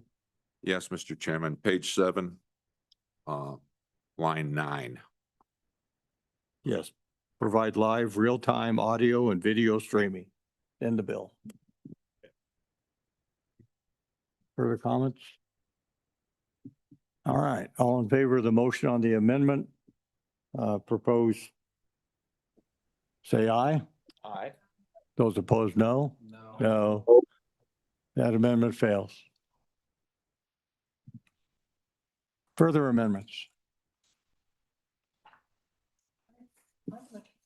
Representative Brady, you have an amendment? Thank you, Chairman. Somewhere can we, I don't have the right verbiage, but maybe they can help. What was that? I lost it. I had it written down here. Somehow where we can control the data mining or data scraping. I think other states have brought that in and used somehow to, because I know it was an issue, everyone bringing it up. So I'll continue to look for the wording, but thank you. Okay. So do we have a motion from the committee regarding House Bill 93 going forward? A motion? Yeah, you're on the motion. We're on the motion. Motion is to Adopt the bill as a committee bill. Yep. Mr. Chairman, discussion. Senator Crum. Yeah, as I listen to the testimony, number one, we all want public access and we want the ease of public access to court records. And I should qualify that appropriate court records where they're out there. And we also hear, it seems to me that we need to streamline our system that's out there, become one. We've heard 4 systems, and then we know municipals on other systems, that somehow we ought to get together and look at a state, how we streamline our systems for ease of access so people can have a consistency to get into those systems appropriately. But we heard a lot of testimony about sensitive and confidential information that can be missed. We heard about costs and timelines, about unnecessary documents that would need to be scanned that would just waste time and money that maybe nobody'd ever look at again, but we waste time and money to scan them so they get in the system. We've heard about how this can hinder police investigations, that the information gets out in front of police when they're trying to do things. We heard about skimmers using information in a negative way to blackmail people to sell information, financial, birth certificates, social security numbers over the last couple of days. So this is, well, I'm all for public access and right to get to things. I'm not sure this bill does it. It may create more problems than we're actually trying to solve here. Thank you, Mr. Chairman. Further discussion on the bill? Representative Singh. Thank you, Mr. Chairman. One of the ideas that we've been talking about in our select committee on the blockchain, financial technology, and digital innovation technology is the issue of personal data and whether or not folks own their individual data. And as we're talking about how this information goes on the internet, and the conversation is broader than just what we're talking about today, but we have been thinking about the questions of how much control do individuals in the state of Wyoming have over their personal information, and such as a sensitive information like a social security number or a birth certificate, or it could be graphic details involving a minor. And so these So I'm not suggesting that I have an answer for that immediately right now, but it does bring into question as to whether or not the individual citizens own that information, which is sensitive, and how that interacts with our judicial system. And so that is an ongoing conversation that we're having in a different select committee, but I do think it warrants just thought as to what information we control on the internet, how it applies to what personally belongs to you as we integrate new technologies. Thank you. Further comments? Senator Kolb. Yeah, thank you, Mr. Chairman. Just a general comment is, this is one of these bill titles and bills that looks really great to the public. You read it, everybody wants public access to records. I certainly want public access to records. But as you dig deeper into it, it turns into a circus of how do you comply? I'll give you one example, page 5, line 15. It goes on to talk about a court may seal a case upon a motion of party and upon showing a clear and convincing evidence that, and it goes on. But then it goes on further on page 6, line 12, a court ordering the sealing of a court records under this paragraph shall provide particularized findings on a record of sealing and shall specify the duration of the sealing and mechanism for particularly reviewing the order sealing the court records. We better hire a fleet of people. I mean, this is just untenable. I think from my point of view, $1 for an email is ridiculous. Certainly, I think that's something that bring an individual bill for, but this is a good exercise in finding out just how difficult it is to answer seemingly a simple question. So I'm just a no on this bill. Thank you, Mr. Chairman, for my chance to comment. Further comments? All right, call the roll on House Bill 93. Mr. Fuller, you have something to add? Yeah, Mr. Chairman, just two amendments to the bill. Since this was a bill from last year, this was not drafted for this year. Page 10, line 13, and then page 11, line 5, just need to change the dates to 2027. Okay.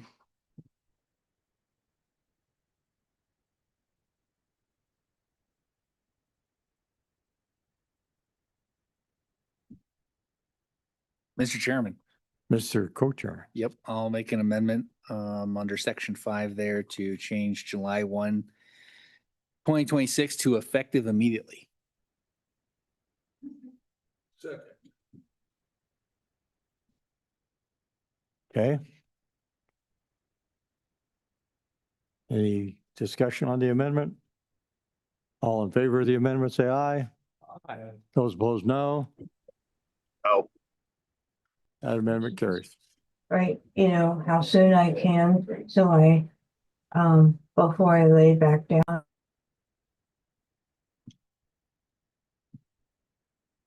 Is that Representative Bratton? All right. Further amendments on the bill?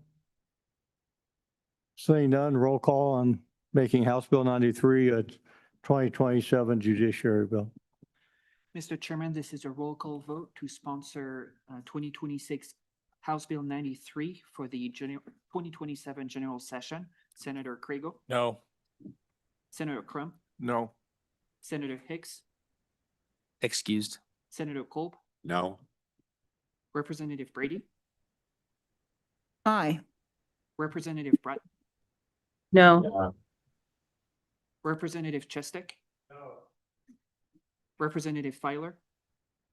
Excused. Oh, he's here on Zoom. There he is. We can see him. He votes no. Thank you. Representative Kelly? Excused. Representative Lean? Aye. Representative Singh? Aye. Representative Webb? Aye. Co-Chairman Olson? No. Chairman Washit? No. 8 noes, 4 ayes, 2 excused. All right. Thank you, committee. A lot of good work, and we had a lot of good testimony today. Thank you on that. With that, let's take about a 7-minute break. We'll come back at 3:25.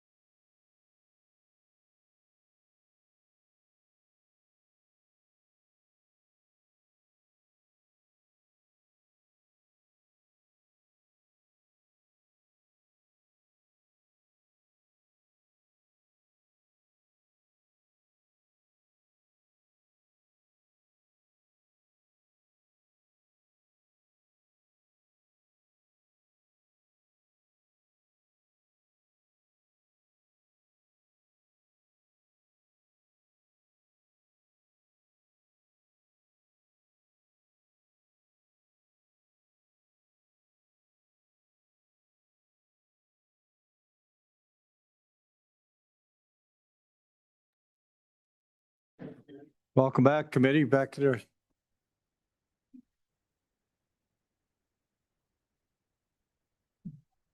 next up on our agenda, man, getting rummy here. Agenda is guardianship task force discussion.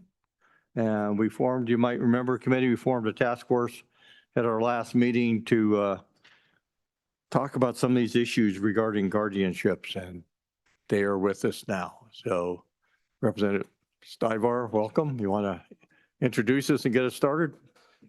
Yes, Mr. Chairman, Representative Stiver, House District 12. I'm going to let my counterpart, Ms. Lance, explain what we've done, and then I'll follow up, and then I have Ms. Smith at the end from Wyoming Guardianship. Very good. Ms. Lance, welcome. Thank you, Mr. Co-Chairs, members of the committee. I appreciate being here today and being a member of this task force committee. We have met now. Let's say your name for the record. Apologize, Elizabeth Lance, and I'm an attorney in Cheyenne and a member of this guardianship task force committee. And we have met now a number of times on Teams. And we very quickly came to a consensus that the biggest obstacle, I think, in looking at trying to make amendments to our guardianship statutes as they exist currently is the fact that the way they are written makes it very confusing whether those changes apply to both children and adults or minors or adults separately, and just trying to figure out that delineation and making sure that we don't have proposed amendments to the guardianship statute, which as this committee knows, Representative Stivar had brought a very well-meaned bill to make some potential changes to the guardianship statutes that he only intended to apply to adult guardianships. But unfortunately, because of the way our statute is written, it was going to provide some unintended consequences for minors under guardianships. And so looking through this confusion and working with LSO, we have produced a working draft that you all have been provided.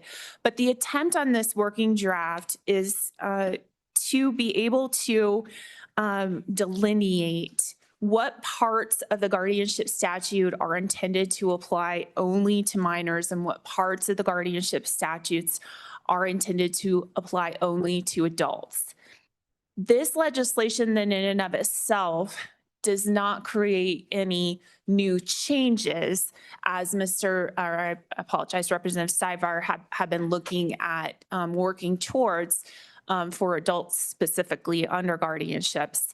But this is, I think, a necessary first step. The working with LSO attorneys through their office, she indicated that she had initially looked at a complete rewriting of the guardianship statutes in order to basically start over from square one and draft minors separate from adults and just completely separate them out. But once looking at that and what an enormous undertaking that would be, and then obviously the consequence would be an absolutely enormous bill.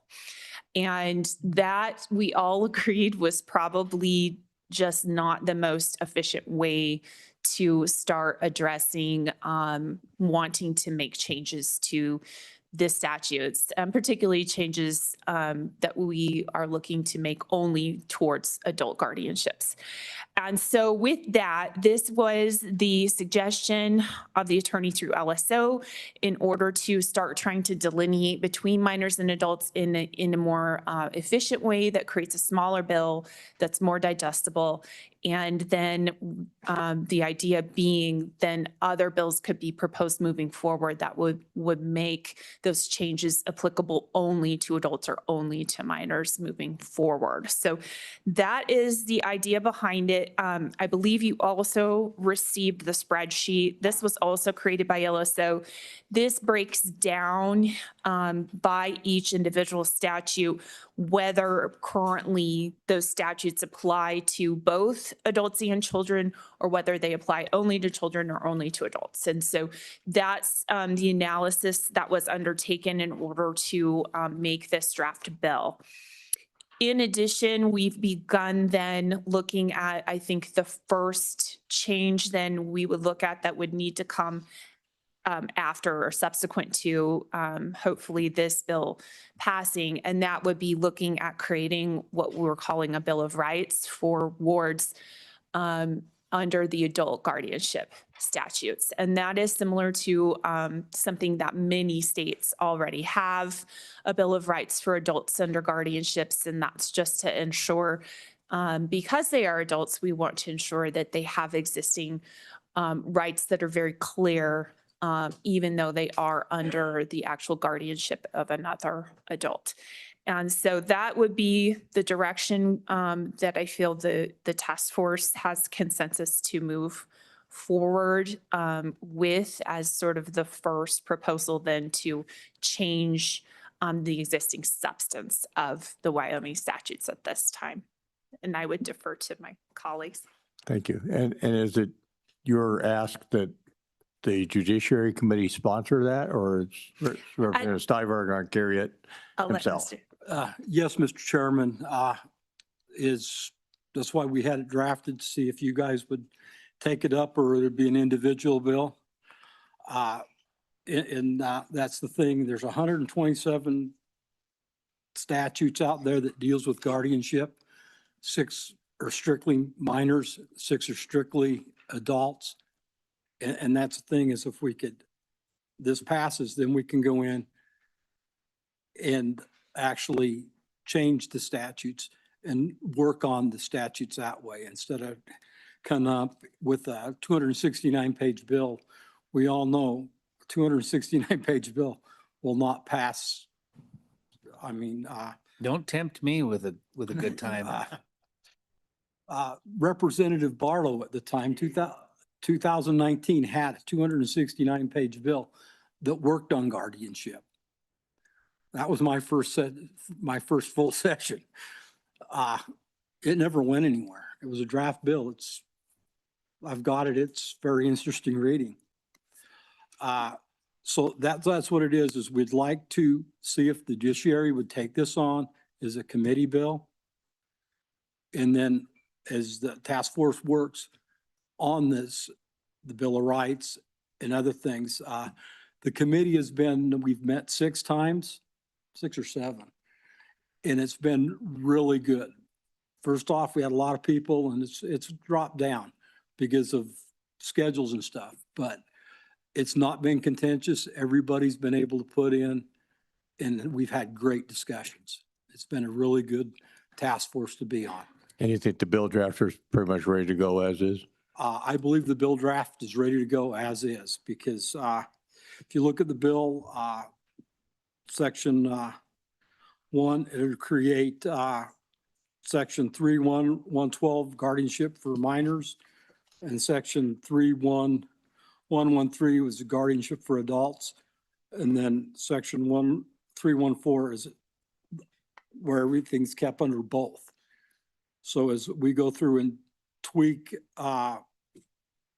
whatever statute for both, we can move that under 1.1.3 for adults or 1.1.2 for the minors. Mr. Co-Chairman, just one point of order. I do have one small change to the bill draft, and that is the title.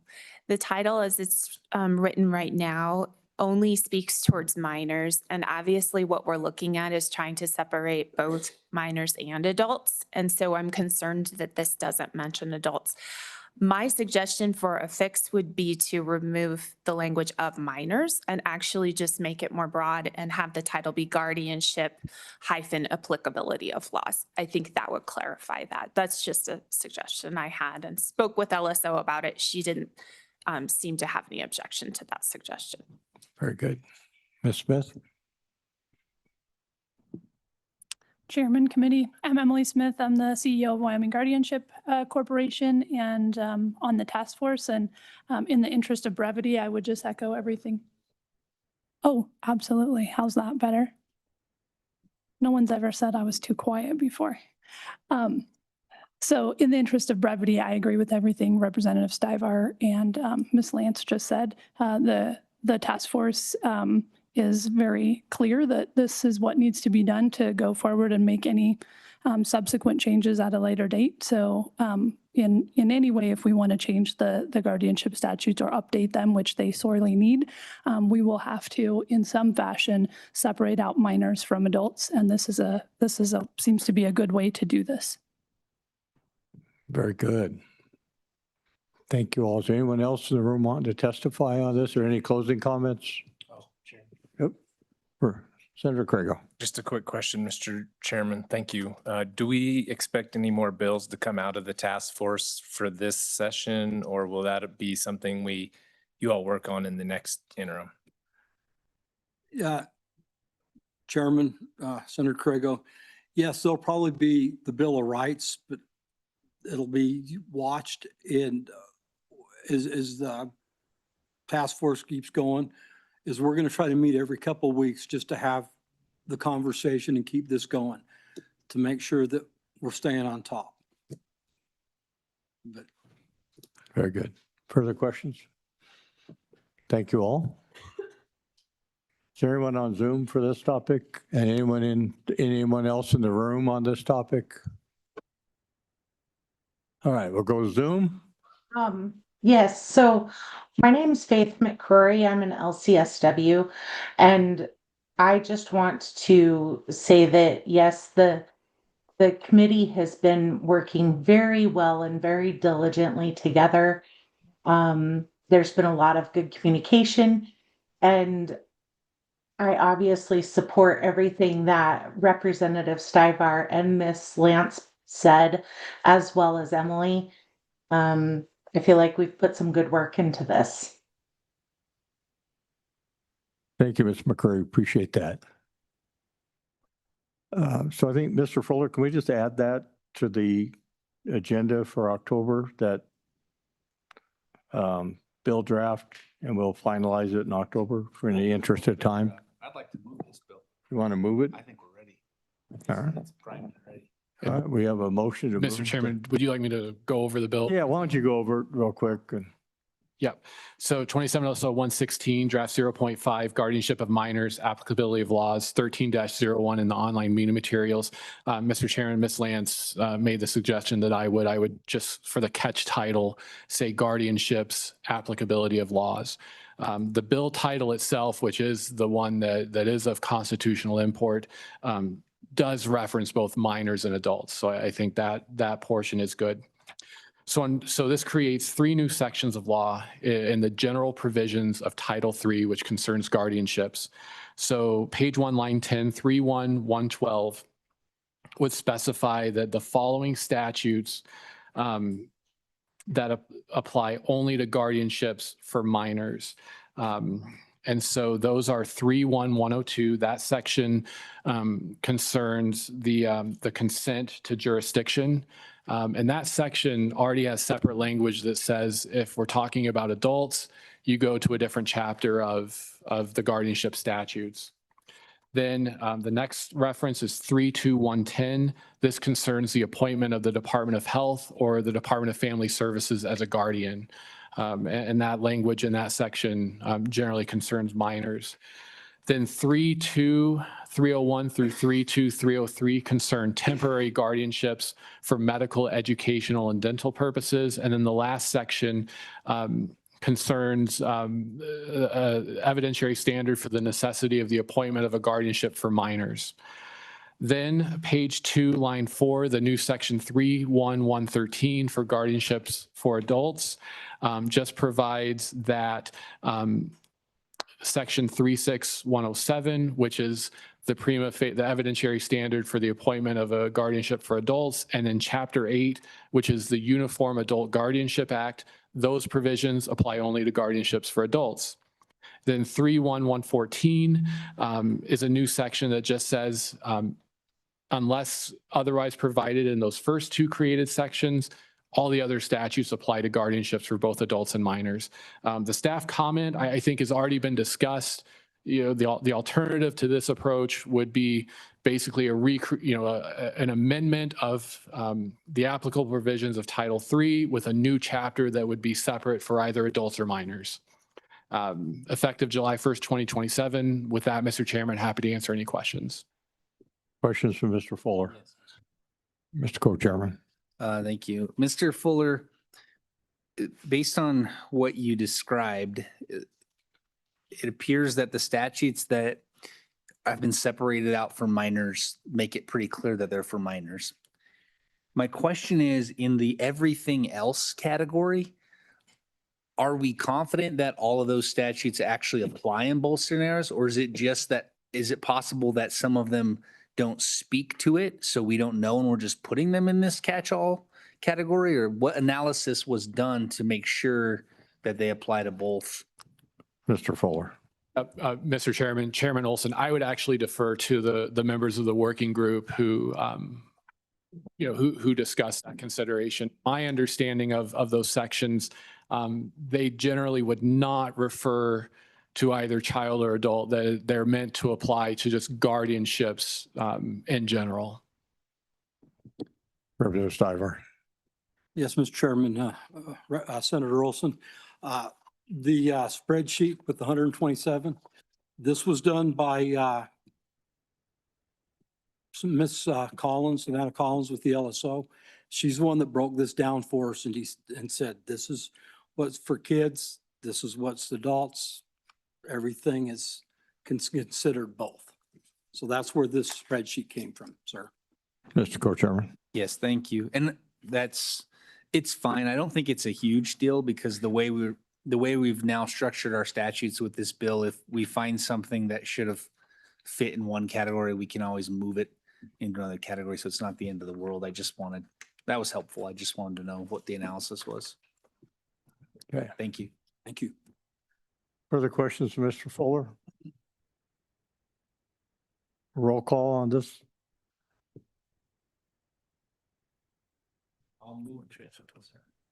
Moved and seconded by Singh, moved by co-chairman, seconded by Representative Singh. Have a discussion on the bill before we vote. Senator Kergo.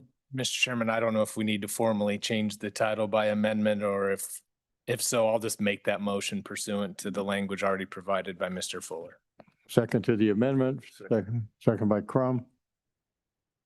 All in favor of the amendment, say aye. Aye. Aye. Those opposed, no.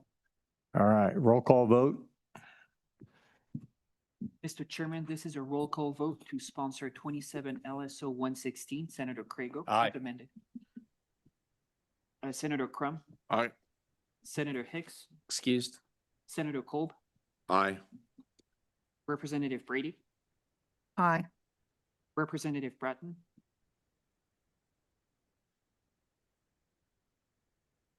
Excused. Representative Chestek. Representative Filer. It freezes up right now. Aye. Representative Kelly. Excused. Representative Lean. Aye. Representative Singh. Aye. Representative Webb. Aye. Co-Chairman Olson. Aye. Chairman Washit. Aye.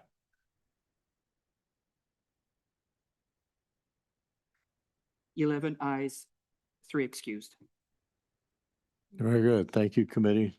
Brings us to our 3:30 appointment. Topic, Wyoming probate code. Mr. Meyer on Zoom. So, Mr. Chairman, it should be Mr. Harmon who will speak on this. Very good.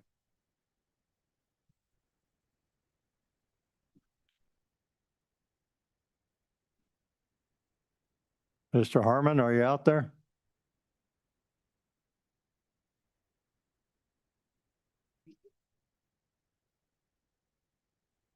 Okay.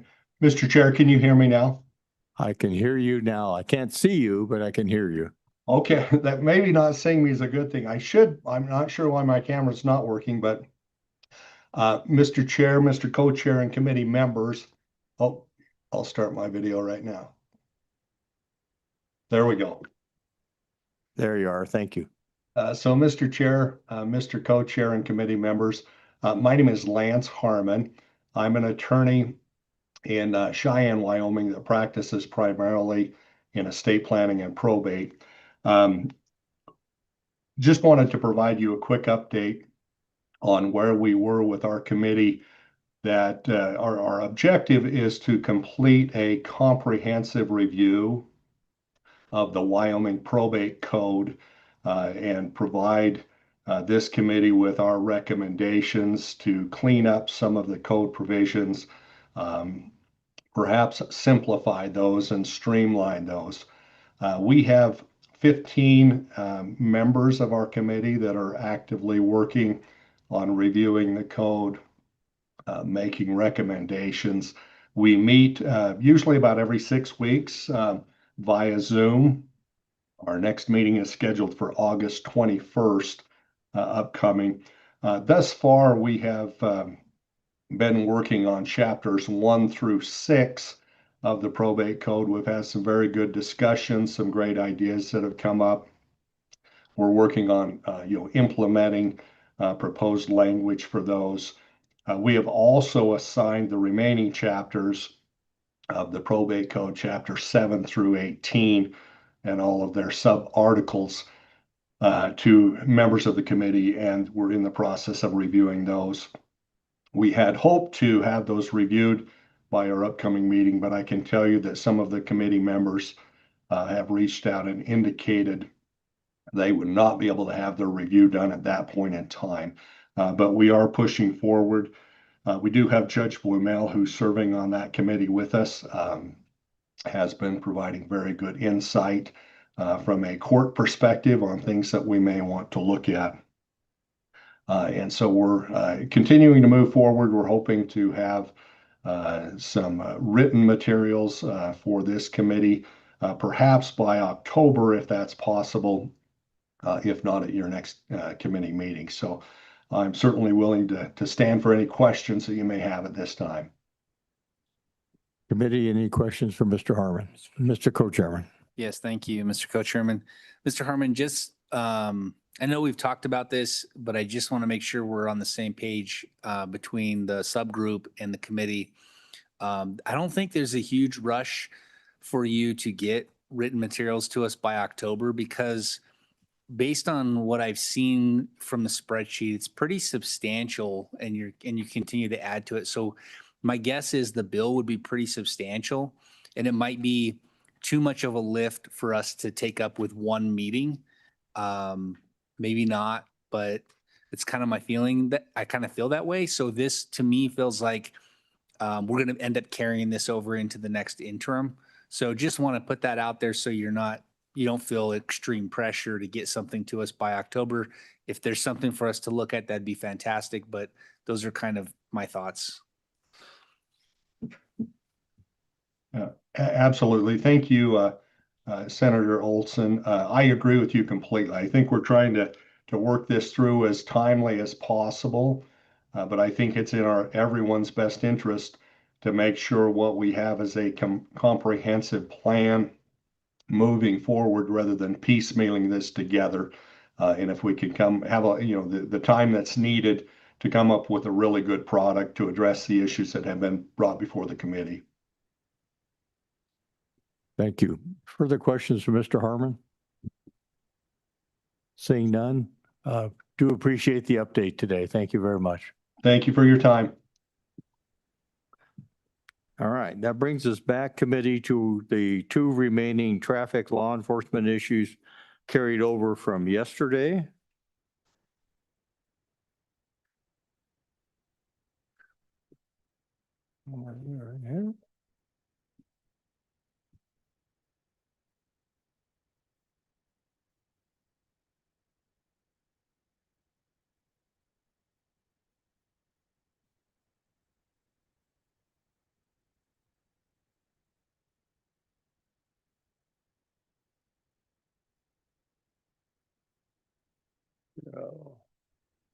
We'll start with LS 27 LSO 0051, interference with a peace officer for substance testing warrant. Is there anyone in the room wishing to testify on this bill? We got a show of hands. We might need Not Mr. seeing Fuller any. to go. Mr. Fuller, you want to walk us through it real quick? Yep. So, Mr. Chairman, you should have draft 0.4. This is 6-07 in the online meeting materials. This bill draft would amend the offense of interference with a peace officer to basically create a separate offense for the knowing and intentional refusal to submit to a search warrant for a blood draw to test for controlled substances. So on page 2, line 1 is just adding a new subsection E in 65204 to say that a person who intentionally and knowingly refuses to submit to a peace officer who is attempting to execute a search warrant for a blood draw to test for or to detect a controlled substance as defined in statute in 315-233A2 is guilty of a felony punishable by imprisonment for not more than 5 years. Mr. Chairman, the imprisonment penalty was simply a placeholder. The bill would be effective July 1, 2027, and I'd be happy to answer any questions. Mr. Fuller, the language is specific to detecting a controlled substance. Doesn't mention alcohol. Was that intentional or an oversight? So, Mr. Chairman, could certainly include alcohol expressly if there was a concern about that. But the definition of controlled substance includes there's drugs. So any drug or substance defined in the Controlled Substances Act. So that's anything in schedules 1 through 5. Then it's any glue, aerosol, or other toxic vapor when intentionally inhaled or sniffed that results in impairment. Or then C, and this is really, I think, a catch-all, any drug or psychoactive substance or any combination of these substances capable of impairing a person's physical or mental faculties. So that's the definition, the reference to 315-233A2. If the committee would like to specifically say or to detect alcohol, that could certainly be an amendment if the committee desires. Further questions for Mr. Fuller? Okay. Anyone in the room wishing to testify on Mr. Thompson?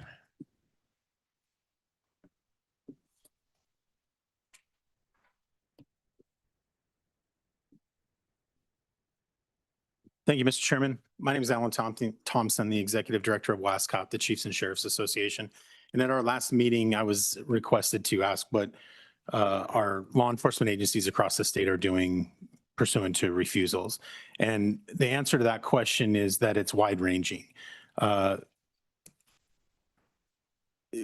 Some areas are experiencing pretty consistent cooperation with the issuance of a search warrant and the person submitting to in those cases, likely it's always a blood test. Some areas are not, and without the results of that blood test, there is what appears to be a reduction in convictions for driving under the influence. Most of those agencies that have someone refusing physically to submit to the test and there's not a mechanism to collect it, usually are charging them with the additional misdemeanor crime of interference with a peace officer. And a conviction for that crime is substantially less impactful than a DUI conviction and doesn't count towards lifetime DUI convictions that eventually could turn into felony prosecutions. The difference, there's a wide-ranging approach to the force of the blood draw pursuant to a warrant. In some jurisdictions, with input from prosecutors and judges, there's a reluctance to force that, while in some other areas, that reasonable use of force is used to get those results based on a search warrant.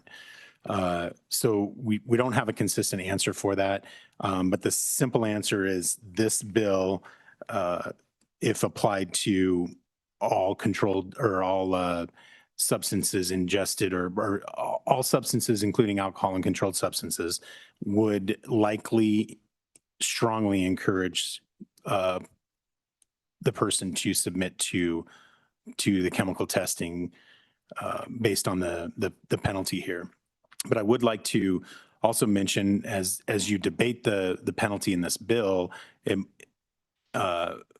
wanted to make sure that if that penalty is reduced from the felony that's discussed in the bill, that whatever decision that the committee make, that hopefully that interference is at least more harsh than the refusal, than the DUI conviction, because they'll continue to refuse if they can get out of the DUI conviction. And if there was a mechanism that you could consider adding that refusal that didn't result in a DUI conviction to counting towards the lifetime DUI convictions. So eventually, for convictions within a 10-year period would result in a felony prosecution. The testimony that we heard yesterday from the Governor's Council on Impaired Driving would indicate that repeat offenders are the greatest risk to the safety of people in the state of Wyoming. And if we're going to get to that repeat offender, I think we need to get to either the conviction or the convincing that person to take the test. And I would be happy to answer any questions if you have any, Mr. Chairman. Mr. Thompson, do you know off the top, what's the penalty for, is it fourth offense DUI that's a felony? What's the penalty for that? Mr. Chairman, I don't have it off the top of my head. Mr. Fuller? Yep, Mr. Chairman, I'll double check. I believe it's up to 10 years.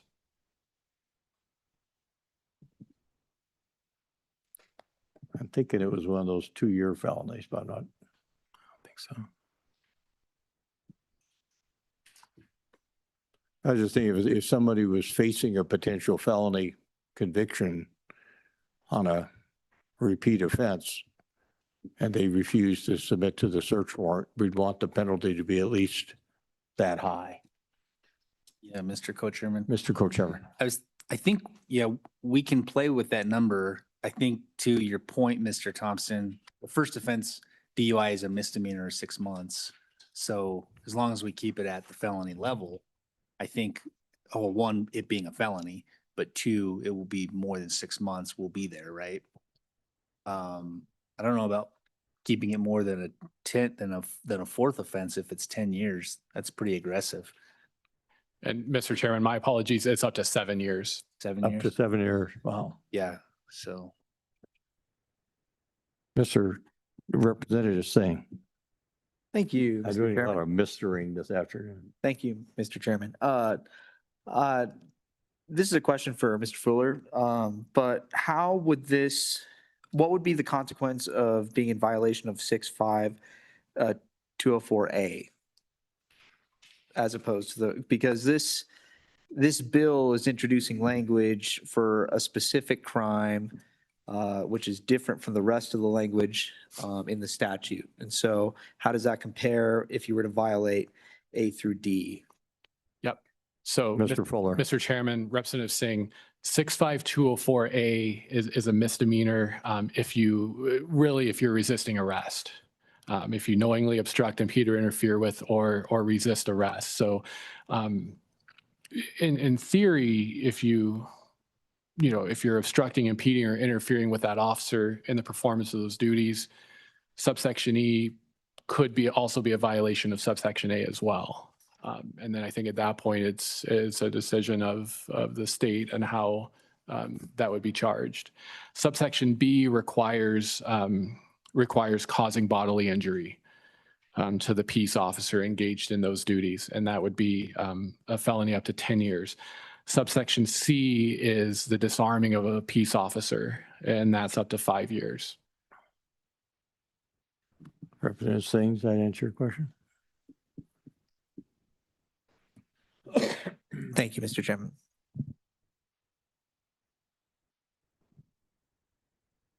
Okay. Further discussion, Representative Lane. Thank you, Mr. Chairman. Mr. Thompson, yesterday we heard testimony about expedited search warrants. Do you know how many of your members have access to that? Mr. Thompson. Mr. Chairman, I guess I'm not quite sure what you mean by expedited search warrants. So telephonic. Okay. DUI search warrants are a quasi telephonic email function where a law enforcement officer makes the arrest and asks typically for a breath test or a blood test voluntarily, blood or urine test voluntarily. And if the person refuses, then the officer will then type an affidavit for search and send it to a local judge or magistrate. And the time return on that is usually pretty quick, likely an hour tops. Very contemporaneous to the stop and the arrest. Factors that might prolong that is the long distance from the arrest location, maybe to the testing location, or maybe if they're going to a third party hospital, to get to the phlebotomist, there's that travel time too. But as far as the ease and access of gaining that has come a long way in the last over a decade that we've been doing this, and it is pretty contemporaneous. So all 23 counties have judges that will issue these warrants? Yeah, Mr. Chairman, I don't know that for sure, but I have never heard that it's not available to an officer in the state of Wyoming. So I would be surprised if it's not available. Any further questions for Mr. Thompson? Okay. Anything further? Want to wrap it up, or you got anything further to add? I was trying to be brief, Mr. Chairman. I hope I didn't forget anything, but I think I'm good. Thank you, Mr. Chairman. Okay.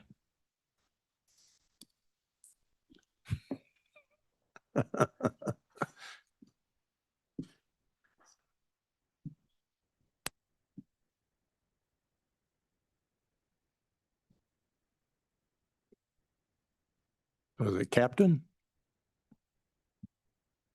Figure out how to operate it. Good afternoon, Chairman Washington. So, Captain, it's got to be a little frustrating for a statewide agency to have differing, varying, wide-ranging drug draw processes across the state. How does your agency cope with that? Yes, it is. For the record, I'm Sean Dickerson, Captain with the Highway Patrol. We do, as Director Thompson articulated, deal with every single county being a little bit different. There are times, for example, I have both Converse and Natrona County under my purview, and where if a trooper will get a search warrant and the subject refuses to comply with the search warrant in one county, we may put them in a restraint chair and do a forcible blood draw. In another county, we will not, and that we may charge them with the lesser interference charge that Mr. Fuller read earlier or mentioned earlier. And there are other counties where we may go down a violation of a search warrant avenue. And it's challenging for the troopers as well, because the search warrant is technically a court order for them to obtain that substance. And when they can't obtain that substance, puts them in a kind of a predicament in a gray area. Are they technically in violation of the court order? Does the warrant still say the peace officer shall? It does, yes, Mr. Chairman. Anything you'd like to add in terms of his experience with the telephonic search warrant process and the refusal? How frequently is it that a DUI offender refuses to submit to a warrant? It is county specific. I apologize, Mr. Chairman. It is county specific, and it largely depends on the enforcement in that county. If the county does force blood draws and the judge and prosecutor stand very firm on it, then refusals are less common. If we do not do forced blood draws, or the prosecution and judge are not as firm on it, then refusals are much more common. Good. Any other questions? Thank you. Thank you, Mr. Chairman. Anyone else in the room want to speak to draft 0051? Nobody on Zoom? Okay. We'll close public comment. Committee, what's your pleasure? Move the bill. Moved by Senator Kolb, second.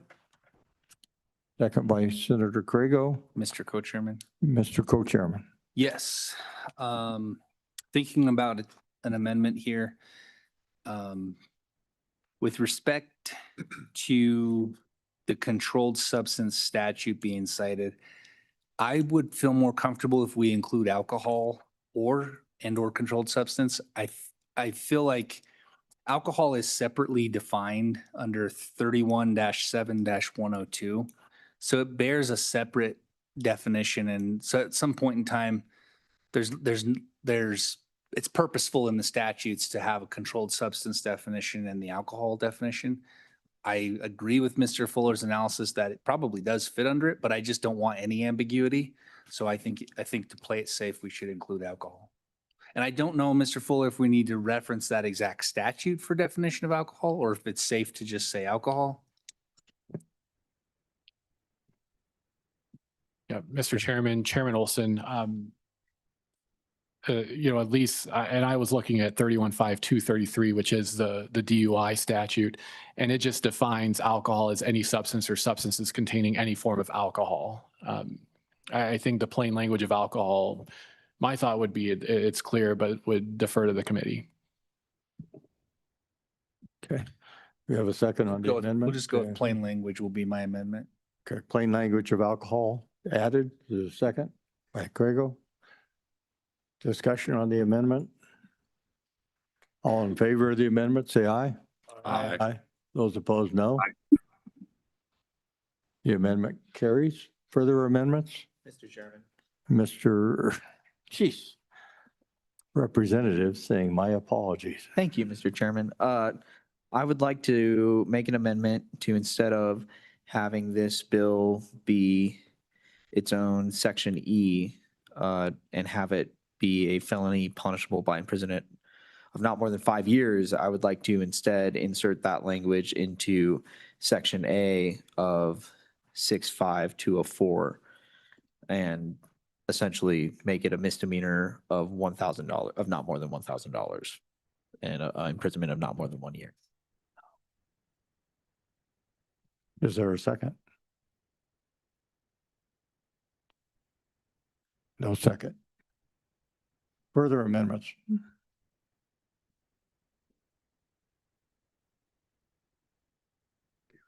Seeing none, have a roll call on 0051. Mr. Chairman, this is a roll call vote to sponsor 27 LSO by 1. Senator Craigo. Aye. Senator Crump. Aye. Senator Hicks. Excused. Senator Kolb. Aye. Representative Brady.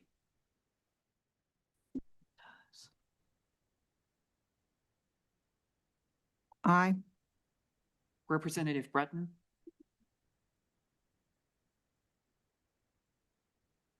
Excused. Representative Chestick. Representative Filer.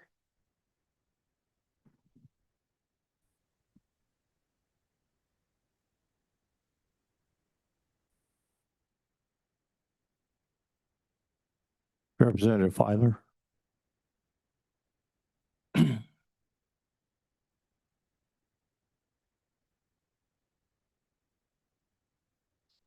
Let's say excused.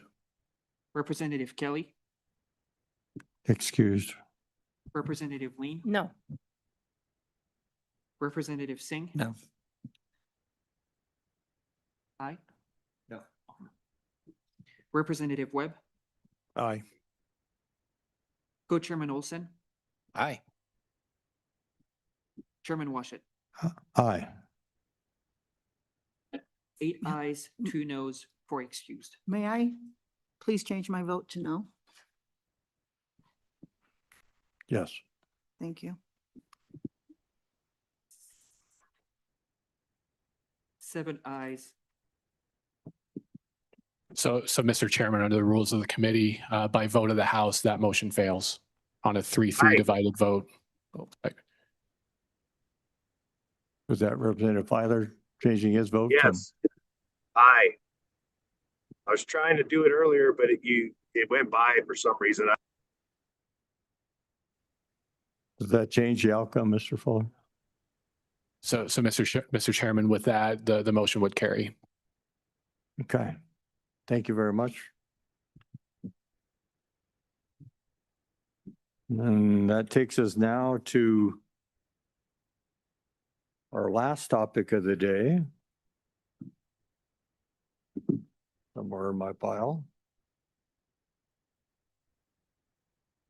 dealing with the commercial driver's licenses and the implied consent testing options. We have a bill draft. Mr. Fuller, you want to walk us through 0052 version 0.5? Yep, and this is 6-08 in the online meeting materials. This bill draft amends requirements for implied consent for commercial vehicle operators to provide the situation when a person would not have the option to choose a test for alcohol concentration. And the changes in this bill are intended to align the language for commercial motor vehicle implied consent with the language for implied consent for non-commercial motor vehicle drivers. So, Mr. Chairman, the staff comment that begins on page 1 goes to page 2. This is the language for the implied consent requirements for non-commercial motor vehicle drivers. The highlighted language on lines 28 through 33 is really the language that is amended here. So then moving on to page 3, the language on lines 9 and 10, this is in 31.7, 307B. These are just technical changes for clarity. And then the language on lines 12 and 13, those are just what I would say are minor changes to align that language. The big changes are on page 3, lines 16 and 17. And this would provide that a person would not have the option to choose the type of test if the peace officer has probable cause to believe that there is impairment by a controlled substance not subject to testing by a breath test. So blood is stricken, and then the language would provide the insertions would say the peace officer may direct and require either a blood or urine test. This would be effective July 1, 2027. With that, Mr. Chairman, happy to answer any questions. Committee, any questions for Mr. Fuller?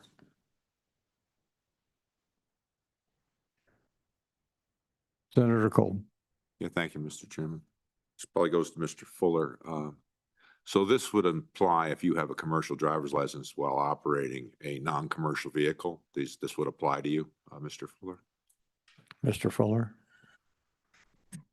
So, Mr. Chairman, Senator Kolb, if the bill draft is adopted, that language would be the same for both. So I'm not sure that would be an issue in terms of which one would apply.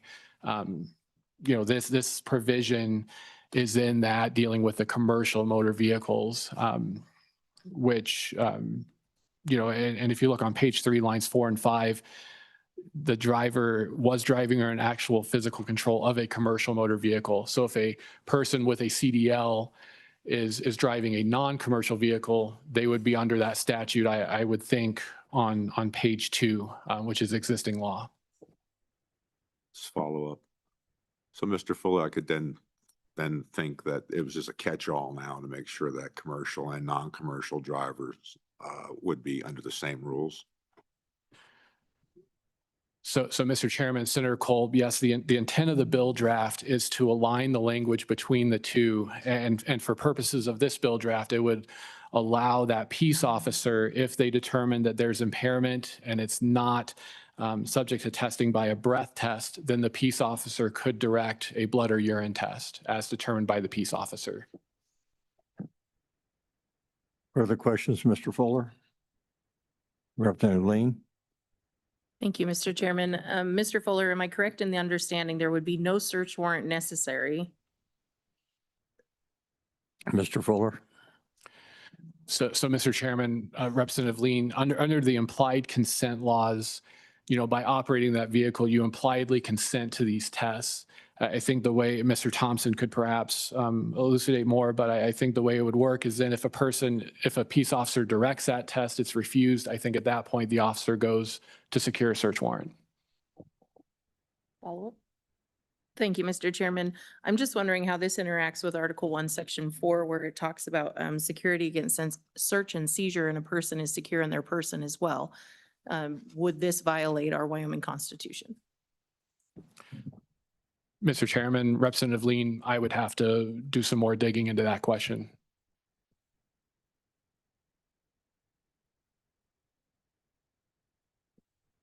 Any other questions? Representative Webb. Okay, I'm lost with a little bit on this. if a person with a commercial driver's license is driving a non-commercial vehicle, is he held to the same standard if he's arrested in a non-commercial vehicle as he is if he's in a commercial vehicle? Mr. Fuller. Yep, Mr. Chairman, Representative Webb. I think the effect of the bill draft would make that language identical for the operation of a commercial licensed driver. The language here, the way I read it, it talks about actual physical control of a commercial motor vehicle. If this language is adopted, that standard for when a peace officer could require that test would be the same for both commercial and non-commercial vehicles.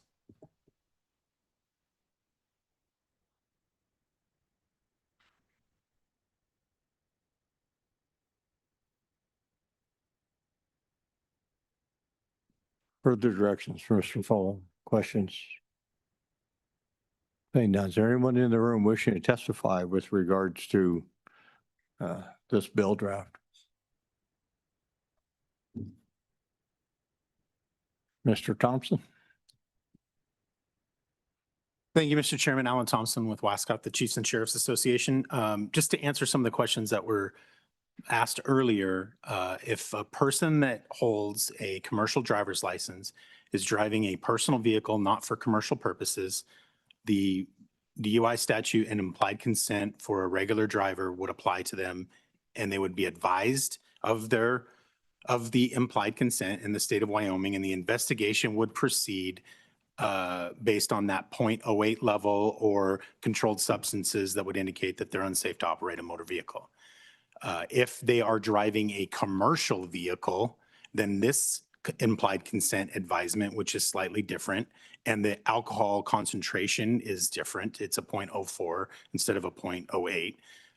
That would apply. So this doesn't go towards combining them or changing any of those practices that are in place right now that separate a commercial motor vehicle licensed person and a regular Class C licensed person and the laws that pertain to those types of vehicles.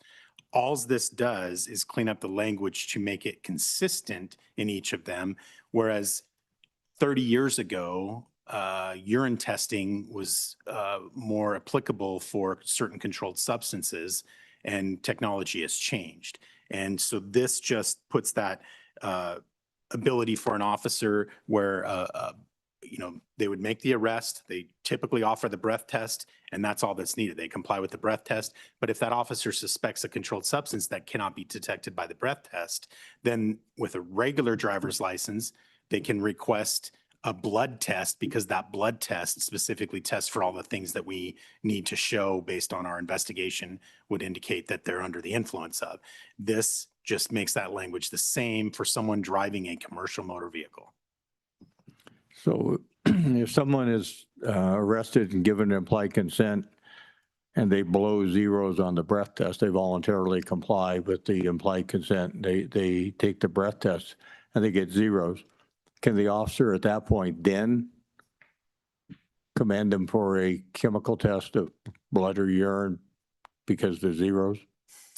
Mr. Chairman, it would depend on the investigation. If the officer had the indication that they were impaired and alcohol did not manifest, then based on their training experience or like a DRE, drug recognition expert, then if they had that ability, they could demand the blood or urine test based on what's available and what would likely, if they're under arrest, there's indication that they're unsafe to operate the motor vehicle. So if the alcohol concentration isn't there, the officer is likely going to know which substance or which types of substances would cause those types of reactions. Different drugs cause different reactions. So that's how the officer would be able to articulate that investigation. Questions for Mr. Thompson? Representative Singh. Got it. Thank you, Mr. Chairman. Thank you, Mr. Thompson, for being here. Good to see you. My question is, what types of drugs are the ones that you can detect via a blood test that you wouldn't be able to detect with the urine test? Because I'm thinking, when we're reading this bill, I'm thinking of a situation with like cocaine or like methamphetamine, which is probably a problem on our roads. But are you able to detect those without doing a blood test specifically? Mr. Thompson. Mr. Chairman, I might have to phone a friend. That has to do a lot with the chemical testing program that we have through the state crime lab and efficiency of that test. The urine test requires a sample, a time frame, and then another sample. So it measures what has been expelled in that time frame. Blood test is easier. And when you get into the discussion about the search warrant, when you're serving a search warrant, it's very difficult to force someone to urinate, as opposed to take somebody's blood. So there's all sorts of factors that come into the difference between urine and blood. But the testing component would be best answered by scientists, and why this discussion started with quantitative versus qualitative analysis and moving towards many states in the United States where you're trying to determine if someone is under the influence of marijuana, especially because that can be in the system for a long time. So you're looking at that qualitative versus quantitative differences. And maybe I have a trooper that might be able to help me answer the reason why a blood test is easier to determine that amount for prosecution. Captain, could you help?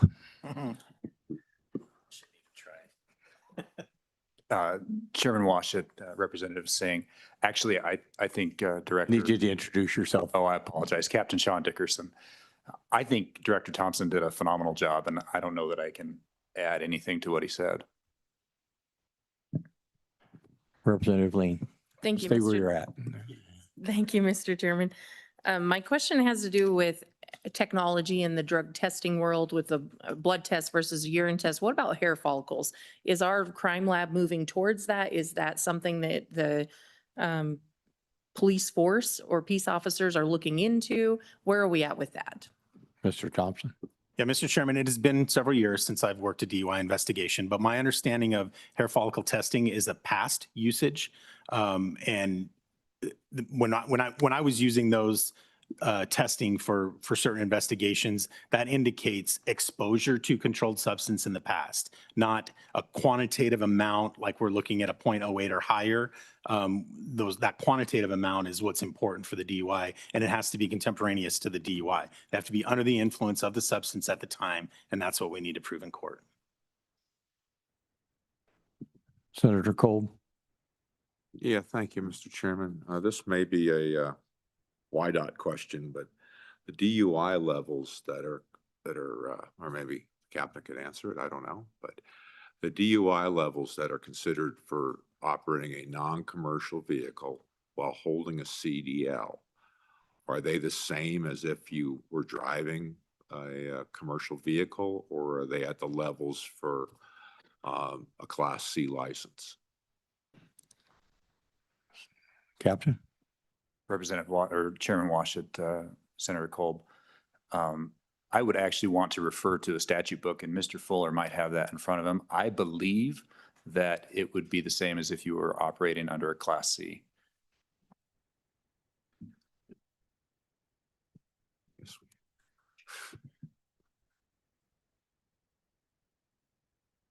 I'll phone another friend. Chairman Washit, members of the committee, Misty Zimmerman, I'm the program manager for White Out Driver Services. Senator Kolk, I think your question was, is the BAC level the same as for a CMV versus a non-commercial vehicle? Mr. Chairman, yeah, partially, but referring to a scenario where there's a DUI questionable situation, you pull over driving a car, a non-commercial vehicle, and you hold a CDL license, what standards are you held under? I mean, I say this because of speeding tickets, because a speeding ticket is considered a CDL violation, even though you're not driving a CDL vehicle, a commercial vehicle. You're just driving a regular car, and it's the same standard. So that's the question. Is it the same or not? Please. Chairman Washut, Senator Kolb, there's additional consequences for a commercial driver based on the disqualification, but it is the same consequence, whether a CDL holder or a non-commercial holder is driving a non-commercial vehicle. So just to follow up. Follow up. So to be clear, that the standards would apply to the non-commercial vehicle you're driving, even though you hold a CDL license. Is that correct?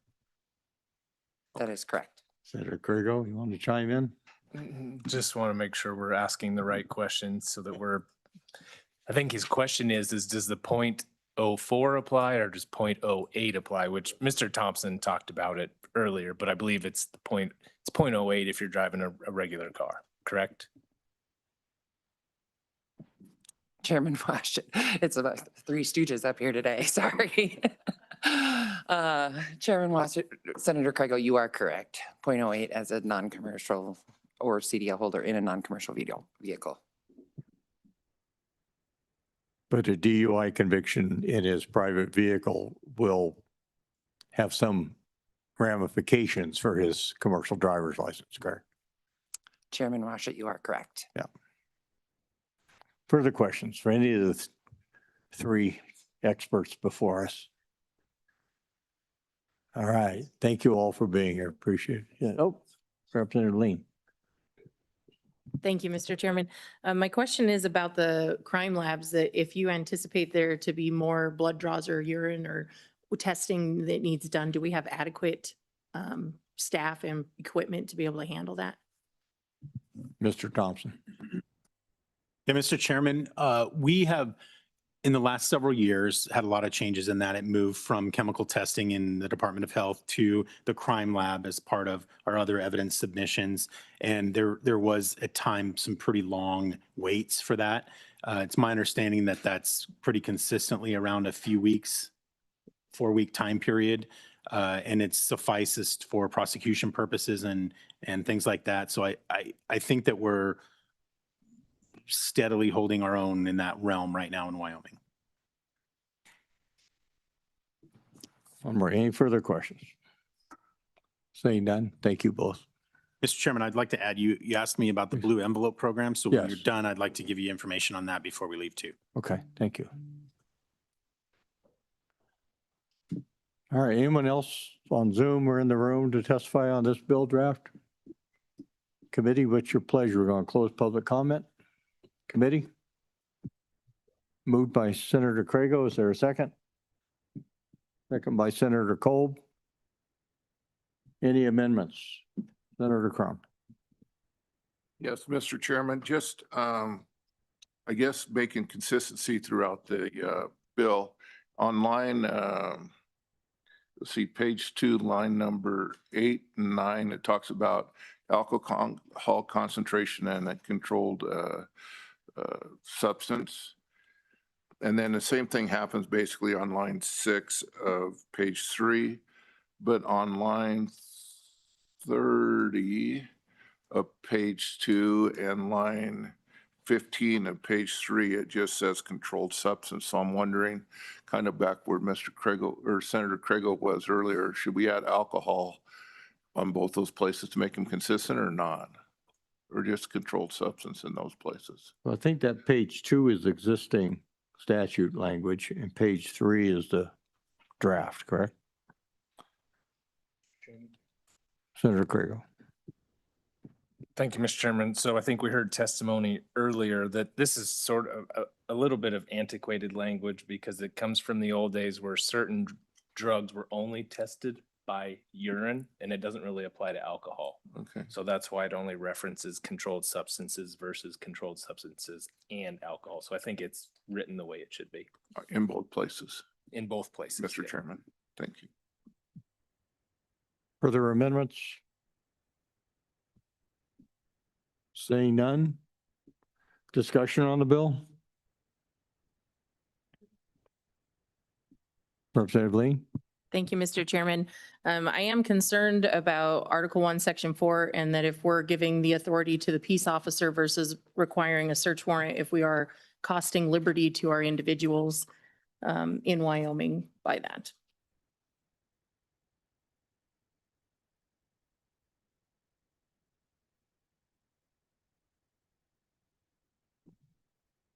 Representative Singh.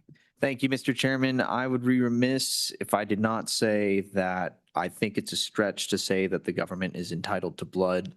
I know there are other circumstances in which we already practice this, but I have deep trouble making this a power that the government is able to wield, that they can demand your blood. That's my complaint. Thank you. I would just add that we've already consented to give them the blood when we got our license. So the penalty here is for going back on your word when you got that driver's license, that the privilege of operating a vehicle on our public highways is that we consent in advance that if the officer has probable cause, we will give him our blood. Representative Crago. Yeah, thank you, Mr. Chairman. So I just want to point out, we're not creating new law here. We're just clarifying so that the standard's the same between CDL drivers and regular drivers. This is already an existing law. We just forwarded a bill that actually talks about the warrants. So this is different. So your implied consent, it really becomes a civil matter, not a criminal matter. And that goes down a different track. So when you get arrested for a DUI, you have a criminal matter, you have a civil matter that's handled by YDOT. It's completely separate from the criminal matter. And so the criminal matter, you're still going to have to get a warrant. And we just talked about that in the previous bill. So this isn't saying you don't get a warrant. This is saying if you don't consent, you lose your license. That's really what we're talking about here. And it's already existing law. We're not creating a new law. We're just trying to make it easier for our law enforcement folks and really for the driving public to know what the rules are versus CDL versus non-CDL. So I don't think those conversations really apply to this particular piece of legislation because we're not creating a new law there in regards to that. Thank you, Mr. Chairman. Further discussion. Representative Lean. Thank you, Mr. Chairman. When I read on page 3, lines 12 and 13, where it strikes has this option unless, now it will read, the person shall not have the option. That to me says that we're indicatively changing the law to make sure that people comply with a blood and urine test without a search warrant. Senator Kolb. Yeah, thank you, Mr. Chairman. Just a comment is, driving in our state is a privilege and not a right. So this merely codifies that situation. And we expect certain things out of folks that are driving. Lord knows we all make mistakes, but we expect a certain type of driver. And you have to be held accountable when you don't perform to that certain expectation. And this is what this bill tries to address. Thank you. And I just add that something around 10,000 Americans lose their lives to drunk drivers every year. 10,000. If those people were being killed by terrorists, we'd be raising heck, demanding the government do more, do more, do more. But because they're killed a few here, a few there by impaired drivers who can completely prevent the crime, we don't want to give the tools to our government to try to keep our highways safe. Lots of people in Wyoming have lost loved ones. They've seen their loved ones and friends and killed and injured by drunk drivers. I think the legislature owes it to our public to try to make our highways a little safer. I'm going to be an aye vote. Okay, you want to call the roll? Mr. Chairman, this is a roll call vote to sponsor 27 LSO 52. Senator Crago. Aye. Senator Crum. Aye. Senator Hicks. Excused. Senator Kolb. Aye. Representative Brady. No. Representative Breton. No. Representative Chestek. Aye. Representative Filer.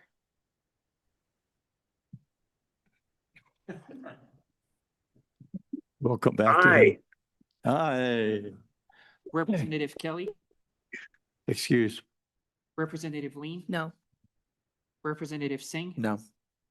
Representative Webb. No. Co-Chairman Olson.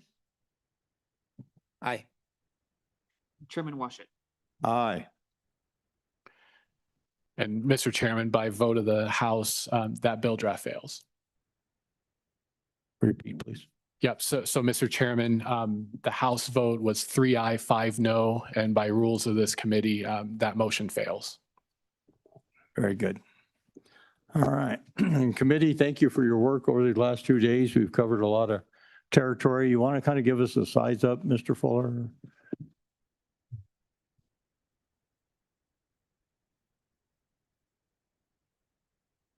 Yeah, Mr. Chairman. So in the last 2 days, the committee is continuing 3 bill drafts for the October meeting. Those are 27 LSO 50, the Uniform Public Expression Protection Act as amended, 27 LSO 48 parole eligibility determinations amendments, and 27 LSO 47 homicide by vehicle amendments. Attendant to that bill draft, LSO will conduct research on all 50 states and their vehicular homicide statutes, the elements and penalties of those offenses. The committee requested 6 new bill drafts, 1 to change the misdemeanor fines from $750 to $1,000. The second, consistency for the felonies, and these are the bullet points, all of the bullet points on pages 4 and 5 of the odd chapter working group report. A bill draft to change the life according to law penalty language for first-degree murder. A bill draft for the sexual assault offenses, and those were the last 5 bullet points in that report. A bill draft to remove the look-back period for subsequent offenses of domestic battery, and then a bill draft that I just in shorthand characterizes the miscellaneous offenses. Those were the bullet points on page 2 of the odd chapter working group report. The committee voted to sponsor 3 bill drafts for the 2027 general session. 27 LSO 117, maximum probation for misdemeanor offenses. 27 LSO 116, guardianships, applicability of laws. And 27 LSO 51, interference with a peace officer substance testing warrant. The committee failed to sponsor 2 bill drafts, 2026 House Bill 93, the People's Right to Judicial Transparency, and 27 LSO 52, commercial vehicle implied consent, testing options. Mr. Chairman, the next meeting, the final meeting of the interim for the committee is scheduled for October 26th and 27th in Cheyenne. So we know when the snow begins. All right, committee, thank you all. Make sure you get your travel forms in to your chairman, and safe travels home, everybody. We're stand at ease until October.